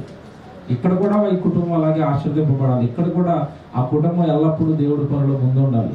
ఎప్పుడైతే దేవుడు దేవుడు దేవుడు అని మనం అంటున్నామనండి, దేవుడు ఎల్లప్పుడూ మనం చూస్తాడండి. దేవుడి తోడు ఎప్పుడు మనకు ఉంటుంది. ఎవడు దేవుడికి మనుషులకి తేడా చెప్తాను, జాగ్రత్తగా వినండి. మనం మనుషుల్ని ప్రేమించినంతగా దేవుడిని ప్రేమించలేమండి. ప్రేమిస్తారా? ప్రేమించరు. మనుషులు ఎందుకు ప్రేమిస్తారంటే నాకు ఆపద వచ్చినప్పుడు సహాయం చేస్తారని. విషయం ఏంటనుకున్నారు? దేవుడికి మనుషులకు ఒక తేడా చెప్తున్నాడు వినండి. మనిషి మనకు ఆపద వచ్చిన తర్వాత సహాయం చేస్తాడు, దేవుడు ఆపదే రాకుండా కాపాడతాడు. ఎవరు గొప్పలు చెప్పండి? ఎవరు గొప్పలు? జ్వరం వచ్చినప్పుడు జ్వరం వచ్చింది కదా అని మనకు సేవ చేస్తున్నాడు గొప్పలో, జ్వరమే రాకుండా చేశాను గొప్పడా? దేవుడిని ఎవరైనా నమ్ముతారు? మనం మన కంటితో చూసిన తర్వాత అవతరుడికి ఏదైనా శ్రమ వచ్చిందంటే అప్పుడు వెళ్తాం సాయం చేయడానికి. దేవుడు అసలు మన శ్రమలోకి వెళ్ళకమునిపో బాధలోకి వెళ్ళకమునిపో ముందే ఎరుగుతాడు. ఆ బాధో ఆ శ్రమో ఆ కష్టమో మనకు రాకుండా తప్పిస్తాడు. అది నివాస స్థలమైనా మనం ఉండే చోటైనా ఏదైనా దేవుడు యందు మనం శ్రద్ధ నిలిపితే మన యథార్థతను బట్టి మన నీతిని బట్టి దేవుడు మన నివాస స్థలాన్ని ఏం చేస్తాడట, వర్ధిల్ల చేస్తాడు, ఆశీర్వదింప చేస్తాడు. ఏమంటే ఇవన్నీ దేవుడు చక్కగా బైబిల్లో మనకి చెబుతున్న ఏమంటే వాగ్దానాలు. కనుక దేవుడు పిల్లారా, దేవుడు ఒకటే. దేవుడు మనకి ఇచ్చింది దేవుడికి మనం ఇస్తున్నాం అనుకోండి, దేవుడు మనతో ఉంటాడు, ఆయనకి ఇష్టం. దేవుడు ఎప్పుడైతే మనతో ఉంటున్నాడో మనకి ఏం లోటు చెప్పండి, మనకి ఏం కష్టం చెప్పండి. మీకు ఒక చిన్న కథ చెప్తాను, మీకు అర్థమవుతుంది దేవుడు అంటే ఏంటో. ఒక రాజుగారు ఉన్నారట. రాజుగారు రాజ్యంలో ఉన్న వాళ్ళందరినీ పిలిచి ఆయనకి ఏదో హ్యాపీ మూమెంట్, బర్త్డే ఏదో జరిగింది, నేను వరాలు ఇస్తానని కోరుకోండి, నాకు ఆయన మనసుకి దగ్గరగా ఉన్న వాళ్ళు, ఆయనకి మేలు చేసిన వాళ్ళకి ఇద్దరిని పిలిచి మీకు వరాలు ఇస్తున్నాను, మీకు ఏం కావాలో కోరుకోండి, నా బర్త్డే అన్నదట. మీరు జాగ్రత్తగా వినండి, మనం ఎక్కడే తప్పు చేస్తాం మీకు అర్థమవుతుంది ఈరోజు. ఆ ఇద్దరు రాజుగారి ముందుకు వచ్చారు. రాజుగారి ముందుకు వచ్చి మీకు ఏం కావాలో కోరుకోండి అనేసరికి ఒకడు అన్నాడట, నాకు ఇల్లు లేదండి. ఏం కావాలి? నాకు ఇల్లు లేదు, ఇల్లు ఇచ్చేయండి అన్నాడు. సరే రా ఇల్లు ఇచ్చేస్తాను అన్నాడట. తర్వాత నేను బ్రతకడానికి ఒక ఎకరం పొలం, అలాగే వీడికి ఎకరం పొలం ఒక ఇల్లు ఇచ్చేయండి, వీడిని బయట పంపిండి అన్నాడు. వెళ్ళిపోయాడు అంటాడు అది తీసుకుని. రెండోవాడు వచ్చి నీకేం కావాలంటే నాకు ఏమి వద్దండి, వారానికి ఒకసారి మీరు మా ఇంటికి వచ్చి వెళ్ళిపోండి చాలన్నాడు. ఎవరనేది? నాకు ఏమి వద్దు, రాజుగారు కదా మీరు, రాజుగారుగా మీరు వారానికి ఒకసారి మా ఇంటికి వచ్చి భోజనం చేసుకుని వెళ్ళిపోవాలా, నాకేం వద్దు అన్నాడట. వీళ్ళిద్దరిలో ఎవరు తెలియనివాడు చెప్పండి మీరు? మనం ఎలా ఆలోచిస్తాం? ముందే తెలియనివాడు అంటే ఎక్కడ పొలం కొట్టేసాడు, ఒక ఇల్లు కొట్టేసాడు, ఆడ సూపర్ అనుకుంటాం మనం కదా. విషయం ఏంటంటే ఈ రెండోవాడే తెలివైనడు. ఎందుకు తెలివైనడో చెప్తాను జాగ్రత్తగా అంటే. అన్నట్టుగానే సరే నీటికి నేను మాట ఇచ్చేసాను కదా, ముందు రాజు కదా మాటిస్తే తప్పడు. వారానికి రోజు ఇంటికి భోజనానికి రావాలి కదా, ప్రతి బుధవారం ఇంటికి భోజనానికి వస్తాను పో అన్నాడు. వెళ్ళిపోయాడండి రెండోవాడు. వెళ్ళిపోయిన తర్వాత బుధవారం వచ్చిందంటే ఎవరు వస్తారు భోజనానికి? రాజుగారు వస్తారు. మీకు విషయం తెలుసో లేదో, రాజుగారు ముందు రావాలంటే 4 రోజుల ముందు సెక్యూరిటీ వాళ్ళు వస్తారు. ముఖ్యమంత్రి గారు కానీ ప్రధానమంత్రి గారు కానీ మీ ఇంటికి రావాలనుకోండి, ముందే ఎవరు వస్తారు? పోలీసు వాళ్ళు వస్తారు సెక్యూరిటీ కోసం. ఆ తర్వాత ఎవరు వస్తారంటే రాజుగారు అంటే ఏ భోజనం పడుతుంది ఏది పడుతుంది తినడం. ఆయనకి భోజనం వండడానికి ఒక టీం ఉంటుంది, ఆ టీం వస్తారు. మొత్తం మీద రాజు కింద ఉన్న మంత్రులు సేవకులు, మరి రాజుగారి ప్రోగ్రాం ఉందంటే ముందు వాళ్ళే కదండి వస్తారు.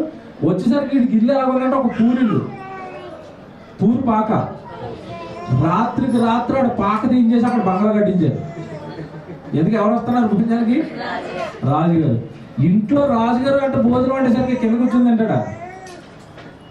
పెద్ద పెద్ద కాస్ట్లీ చైర్లు, భోజన బల్లలు అన్ని చేయించేశారు. అంత బాగా ఇల్లు రెడీ చేశారు, భోజనశాల రెడీ చేశారు.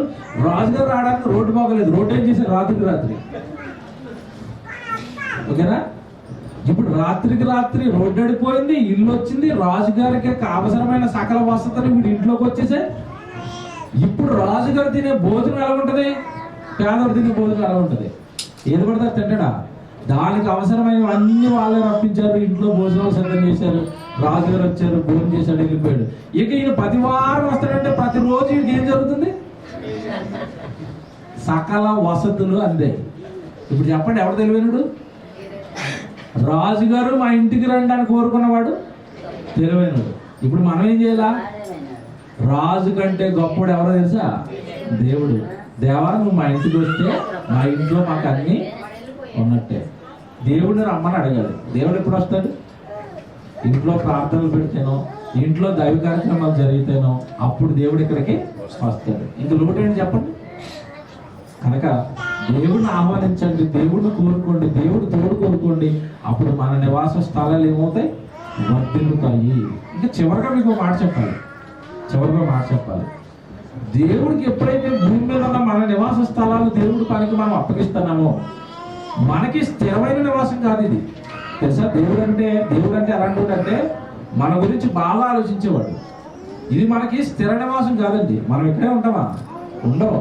భూమి మీద జీవితం ముగిసిపోయిన తర్వాత మనకు నివాసం కావాలి. మళ్ళీ భూమి మీద మీ నివాసాలు దేవుడు పనికిస్తే మీకు స్థిరమైన నివాసం కడతాను అన్నాడు. అది చదువుకుని ముందు చేసుకుందాం. కొరింథీయులకు రాసిన 2వ పత్రికలో చూడండి, 5వ అధ్యాయము 1, 2, 3 వచనాలు చూద్దాం. కొరింథీయులకు రాసిన 2వ పత్రిక 5వ అధ్యాయము 1, 3 వచనాలు చూద్దాం. భూమి మీద మన గుడారమైన ఈ నివాసము శిథిలమైపోయినను చేతి పని కాక దేవుని చేత కట్టబడినది నిత్యమైనదైన నివాసము పరలోకమందున్నదని మనం ఎరుగుదము. ఇక్కడ ఒక మాట ఆలోచించాలి మీరు అందరూ. ఈ భూమి మీద ఉన్న నివాసాలన్నీ కూడా శిథిలం అయిపోతాయండి. అయిపోతాయా? ప్రతి బిల్డింగ్ కి ఎక్స్పైరీ డేట్ ఉంటుంది. ఒక 15 సంవత్సరాలు 20 సంవత్సరాలు తర్వాత ఏమైపోద్ది? కూలిపోద్ది. అది కూలిపోతుంది. మన దేహం, దీనికి కూడా ఎక్స్పైరీ డేట్ ఉంది. ఎంతకాలం? 60, 70, అధిక బలం ఉంటే 80. మీరు చిన్న పిల్లలుగా ఉన్నప్పుడు ఫోటో తీసుకోండి, ఎంత బాగుంటుంది. మీరు యవ్వనంలో 18, 19, 20 వచ్చినప్పుడు ఫోటో చూసుకోండి, అది ఇంకా బాగుంటుంది. 40 సంవత్సరాలకు ఫోటో చూడండి, కొంచెం ఏవో తేడాలు వస్తాయి. తేడాలు, గీతలు, ముడతలు, రంగులు పాలిపోవటం. 40కి 60 సంవత్సరాల ఫోటో చూడండి, ఈవిడైనా ఆవిడ అంటారు. చిన్నప్పుడు ఫోటో 60 సంవత్సరాల ఫోటో పక్కన ఏంటండి? పోలికలు ఉండవు. అంటే ఈ నివాసం ఏమైపోతుంది? శిథిలమైపోతుంది. బిల్డింగ్ కట్టినప్పుడు కొత్తగా ఉంటుందండి. 15 సంవత్సరాల బిల్డింగ్ ఏమైపోద్ది? రంగులు ఊడిపోతాయి, పెచ్చులు ఊడిపోతాయి, గేట్లు పాతయి అయిపోతాయి. ఈ నివాసం ఉండదు. దేవుడు అండి, మీరు బాగా వినాలి, కొద్దిసేపు ముగిస్తాను. దేవుడు అనేసరికండి మనకి తెలియని చెప్పేవాడు దేవుడు. మనకి తెలియవేమి దేవుడు చెప్పాలి మనకి. దేవుడు ఏం చెప్తున్నాడు అంటే ఈ నివాసం, ఈ శరీరం కానివ్వండి, మనం కట్టుకునే కట్టడాలు కానివ్వండి శిథిలమైపోతాయి, కానీ మనుషుల వలన కట్టబడింది కాక దేవుడు కట్టిన నివాసం ఒకటి ఉంది. మీకు మాట చెప్తాను, జాగ్రత్తగా వినండి. మనం కట్టుకున్నది బాగుంటుందా? దేవుడు కట్టింది బాగుంటుందా? మనం వేసిన అట్టికాయ బజ్జీ బాగుంటుందా? అట్టిపండు బాగుంటుందా? దేవుడు అట్టికాయ ఇచ్చాడు, దాన్ని కట్ చేసి బజ్జీ వేసాం. అది బాగుందా? అట్టిపండు బాగుందా? ముగ్గిందారా చెప్పండి. పనసపండు ఎంత బాగుంది. పనసపండులాగా మీరు ఎవరైనా వంట చేయండి స్త్రీలు. పనసపండు తోన ఎలాగ ఉందో ఆ టేస్ట్తో మీరు వంట చేస్తారా? అలాగే రావాలి. సేమ్ రాదు. అంటే ఎవరి వంటలు బాగుంటాయి? దేవుడివి బాగుంటాయి. ఇప్పుడు మనం కట్టుకున్న ఇల్లే ఎంత బాగుంటే దేవుడు కట్టిన పరలోకం అనే నివాసం ఇంకెంత బాగుంటుంది. ఇది శిథిలం అయిపోతుంది, దానికి శిథిలం అవ్వదు అది. కనుక ఆ నివాసం ఒకటి ఉందని గుర్తించండి.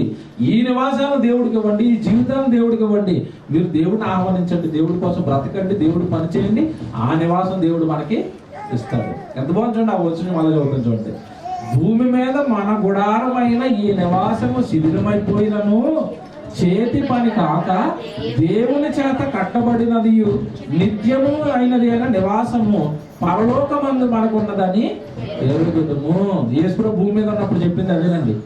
నేను వెళ్ళిపోతానండి పరలోకానికి, నేను మరలా తిరిగి వస్తాను. నేను ఎందుకు వెళ్తానంటే మీకు ఇల్లు సిద్ధపరచ వెలుస్తున్నాను, మీకు స్థలాలు సిద్ధపరుస్తున్నాను, ఇల్లులు సిద్ధపరుస్తున్నాను. ఆ ఇంట్లోకి మీరు షిఫ్ట్ అయిపోతుంది కానీ అన్నారు. జాగ్రత్తగా వినవలసింది ఏంటంటే, ఇప్పుడు మాధవని వాళ్ళు పాత ఇంట్లోంచి ఇప్పుడు కొత్త ఇంట్లో షిఫ్ట్ అయ్యారు. ఈ ఇంట్లోంచి ఏ ఇంట్లో షిఫ్ట్ అవ్వాలి? పరలోకం అనే నివాసానికి షిఫ్ట్ అవ్వాలి. నివాసాలు మారిపోతాయి. వెళ్ళిపోవాలి మనం దేవుడి దగ్గర ఉన్న నివాసానికి. వెళ్ళాలి అంటే భూమి మీద ఉండగా దేవుడు ఎవరో నమ్మాలి. నన్ను ఎవరు పుట్టించారు, తల్లి గర్భంలో నన్ను ఎవరు చేశారు, ఇగో నేను ఉంటున్న ఈ ప్రకృతి సృష్టి అంతా ఎవరు కలగజేస్తున్నారు, నన్ను ఎందుకు పుట్టించాడు దేవుడు, మాకు బిడ్డలు ఎందుకు ఇచ్చాడు, మేము ఈరోజు క్షేమంగా ఉన్నా అంటే మమ్మల్ని ఎవరు కాపాడుతున్నారు, దేవుడు ఎవరు, దేవుడిని వెతకండి అని రాశాడు. ఇందా మీరు ప్రారంభంలో అదే చదివించాను మీకు. దేవుడిని వెతకండి, దేవుడిని వెతకండి, ఆ దేవుడు తోడు కోరుకోండి. ఆ దేవుడు మీతో ఉంటే మీకు అన్ని క్షేమం. ఆ దేవుడు మీకు తోడుగా ఉంటే మరొక నివాసం, పరలోకమైన నివాసం, ఆ దేవుడి చేత కట్టబడింది. ఆ నివాసం దేవుడే ఇవ్వాలి, ఎవరు ఇవ్వలేరు. కనుక ఆ నివాసం కావాలి అంటే భూమి మీద క్షేమంగా మనం ఈ నివాసంలో ఉన్నంతకాలం దేవుడిని నమ్మి దేవుడి కొరకు మనం బ్రతకాలి. ఓకే, ఆలస్యమైంది. ప్రార్థన చేసుకుందాం. కుటుంబం కోసం మరొకసారి ప్రార్థించాము అందరూ కలిసి. ప్రేమ కలిగిన పరలోక తండ్రి, మీ చిత్త ప్రకారం, మీ ఇష్ట ప్రకారం తండ్రి, ఈ భూమి మీద ఉన్న జీవితాలన్నీ కొనసాగాలని మీరు బైబిల్లో రాయించారు. ఈరోజు మాధవాని గృహంలో తండ్రి ప్రార్థనను పెట్టి మీ బిడ్డలు వినవలసిన మంచి సంగతులు కొన్ని మీ పిల్లలకు వినిపించాం. ఈ నివాసం శాశ్వతమైనది కాదు అని, పరలోకంలో మీ వలన కట్టబడిన నివాసాలు విధులు ఉన్నాయి అని, ఆ ఇంటికి మేము చేరాలి అంటే, ఆ నివాసాన్ని మేము పొందుకోవాలి అంటే భూమి మీద మిమ్మల్ని నమ్మి మీ తోడు, మీ దయ, మీ కృపతో ఈ జీవితాన్ని కొనసాగించాలి అని చక్కటి మాటలు ఈరోజు మేము నేర్చుకున్నట్టు ఈ గృహంలో గొప్ప సంగతులు మీ బిడ్డలందరికీ వినిపించినందుకు ముందుగా స్తోత్రాలు చెల్లిస్తాము. ఎక్కడ మీ వాక్యం వినబడుతుందో, ఎక్కడ మీ మాట వెదజల్లబడుతుందో ఆ స్థలం ఆశీర్వదింపబడిన స్థలం. మరి మొదటి రోజే ఈ గృహాన్ని మీ నివాస స్థలంగా, మీ వాక్యాన్ని వెదజల్లి మరి గృహంగా మార్చినందుకు ముందుగా మేము ఆనందపడుతున్నాం, స్తోత్రాలు చెల్లిస్తున్నాం. ఇది మొదలు తండ్రి, ప్రారంభమైంది ఏంటో మీ పని. మరి బిడ్డలు చక్కగా ఈరోజు జరిగిన మీరు చూపిన ఈ కృపను, మీరు చూపిన ఈ మేలును, మీరు గృహాన్ని చక్కగా గొప్పగా తండ్రి మరి ప్రారంభించిన విధానాన్ని మీ బిడ్డలు జ్ఞాపకం ఉంచుతున్నారు. మీకు విధేయులై, మీకు లోబడి మరి మీ పనిని జరిగించడానికి, వారి కుటుంబాన్ని మీలో గొప్పగా కట్టుకోవడానికి మీ సహాయం ఇవ్వండి. ఇది మొదలుకొని తండ్రి బిడ్డలందరికీ మీ తోడు, మీ రక్షణ, మీ కాపుదల నివాస స్థలంపై ఉంచి మరింతగా మీ పనిలో ఉన్నతంగా ఈ కుటుంబాన్ని నిలబెట్టమని అర్థిస్తున్నాం, ప్రార్థిస్తున్నాం తండ్రి. మా మరవేనండి సహోదరులుగా వారి పట్ల మేము చూపుతున్న మరి మా ప్రేమను బట్టి మా ప్రార్థనలు మీ చెంతకు చేర్చుకుని ఈ కుటుంబాన్ని తండ్రి పాత గృహంలో ఉన్నప్పుడు ఎలాగైతే గొప్పగా మీ పనులు జరిగించారో అంతే గొప్పగా ఈ కుటుంబాన్ని నిలబెట్టమని అర్థిస్తున్నాం. బిడ్డలిద్దరిని జ్ఞాపకం చేసుకుని జ్ఞానంలో వారిని గొప్పవారిని చేయండి. మరి కూడిక కొరకు కష్టపడిన పిల్లలందరినీ జ్ఞాపకం చేసుకోండి. మరొకసారి గృహాన్ని బట్టి మీకు స్తుతులు చెల్లిస్తూ, ఇచ్చిన కుటుంబాన్ని బట్టి తండ్రి మీకు స్తుతులు చెల్లిస్తూ, మరొకసారి కుటుంబాన్ని అంతా మీ పాదాలు చెంత పెడుతూ సంఘంగా, సహోదరులంగా, దైవజనుడిగా వారి కుటుంబానికి ఎల్లప్పుడూ మీ తోడు, మీ రక్షణ, కాపుగా ఇమ్మని ప్రార్థిస్తూ అర్థిస్తూ వచ్చిన తండ్రి మరి వారి బంధువులందరినీ జ్ఞాపకం చేసుకోనండి. చక్కగా మీ సన్నిధిలో కూర్చొని మీ మాటలు విన్నారు. మీరు తండ్రి కుటుంబం పట్ల చేసిన మేలును వారి కళ్ళారో చూస్తున్నారు. దీనిని బట్టి తండ్రి వారు మీ వైపు తిరిగి మిమ్మల్ని నమ్మి మీ రక్షణలో, మీ కాపుదలలో కుటుంబాలన్నీ ఎదుగుటకు వారిని రక్షించమని అర్థిస్తూ ప్రార్థిస్తూ మరి వచ్చిన బిడ్డలందరినీ క్షేమంగా మరి సుదూర ప్రాంతాల నుంచి వచ్చే తండ్రి బంధువులు మరి ప్రయాణాల్లో తోడుగా ఉండండి. క్షేమంగా వారి గృహాలు చేర్చండి తండ్రి. మరి పిల్లలందరినీ హస్తాలు కప్పు చెప్తూ ఈ గృహాన్ని మరొకసారి జ్ఞాపకం చేసుకోమని అర్థిస్తూ మా ప్రభువైన యేసుక్రీస్తు వారి పేరటి ప్రార్థన విన్నపాలు అడిగి వేడుకొంటున్నాము తండ్రి. ఆమేన్.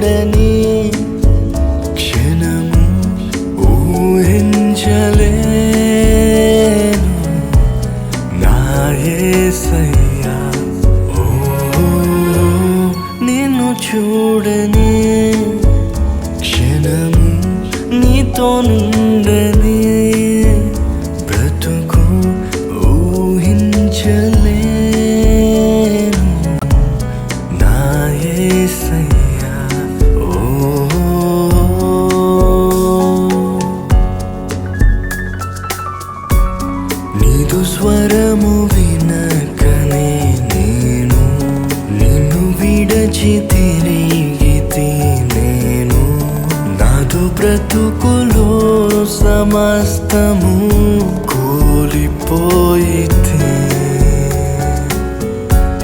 నీదు స్వరము వినకనే నేను నిన్ను విడచి తిరిగితే నేను నాదు బ్రతుకులో సమస్తము కూలిపోయితే నిన్ను చూడ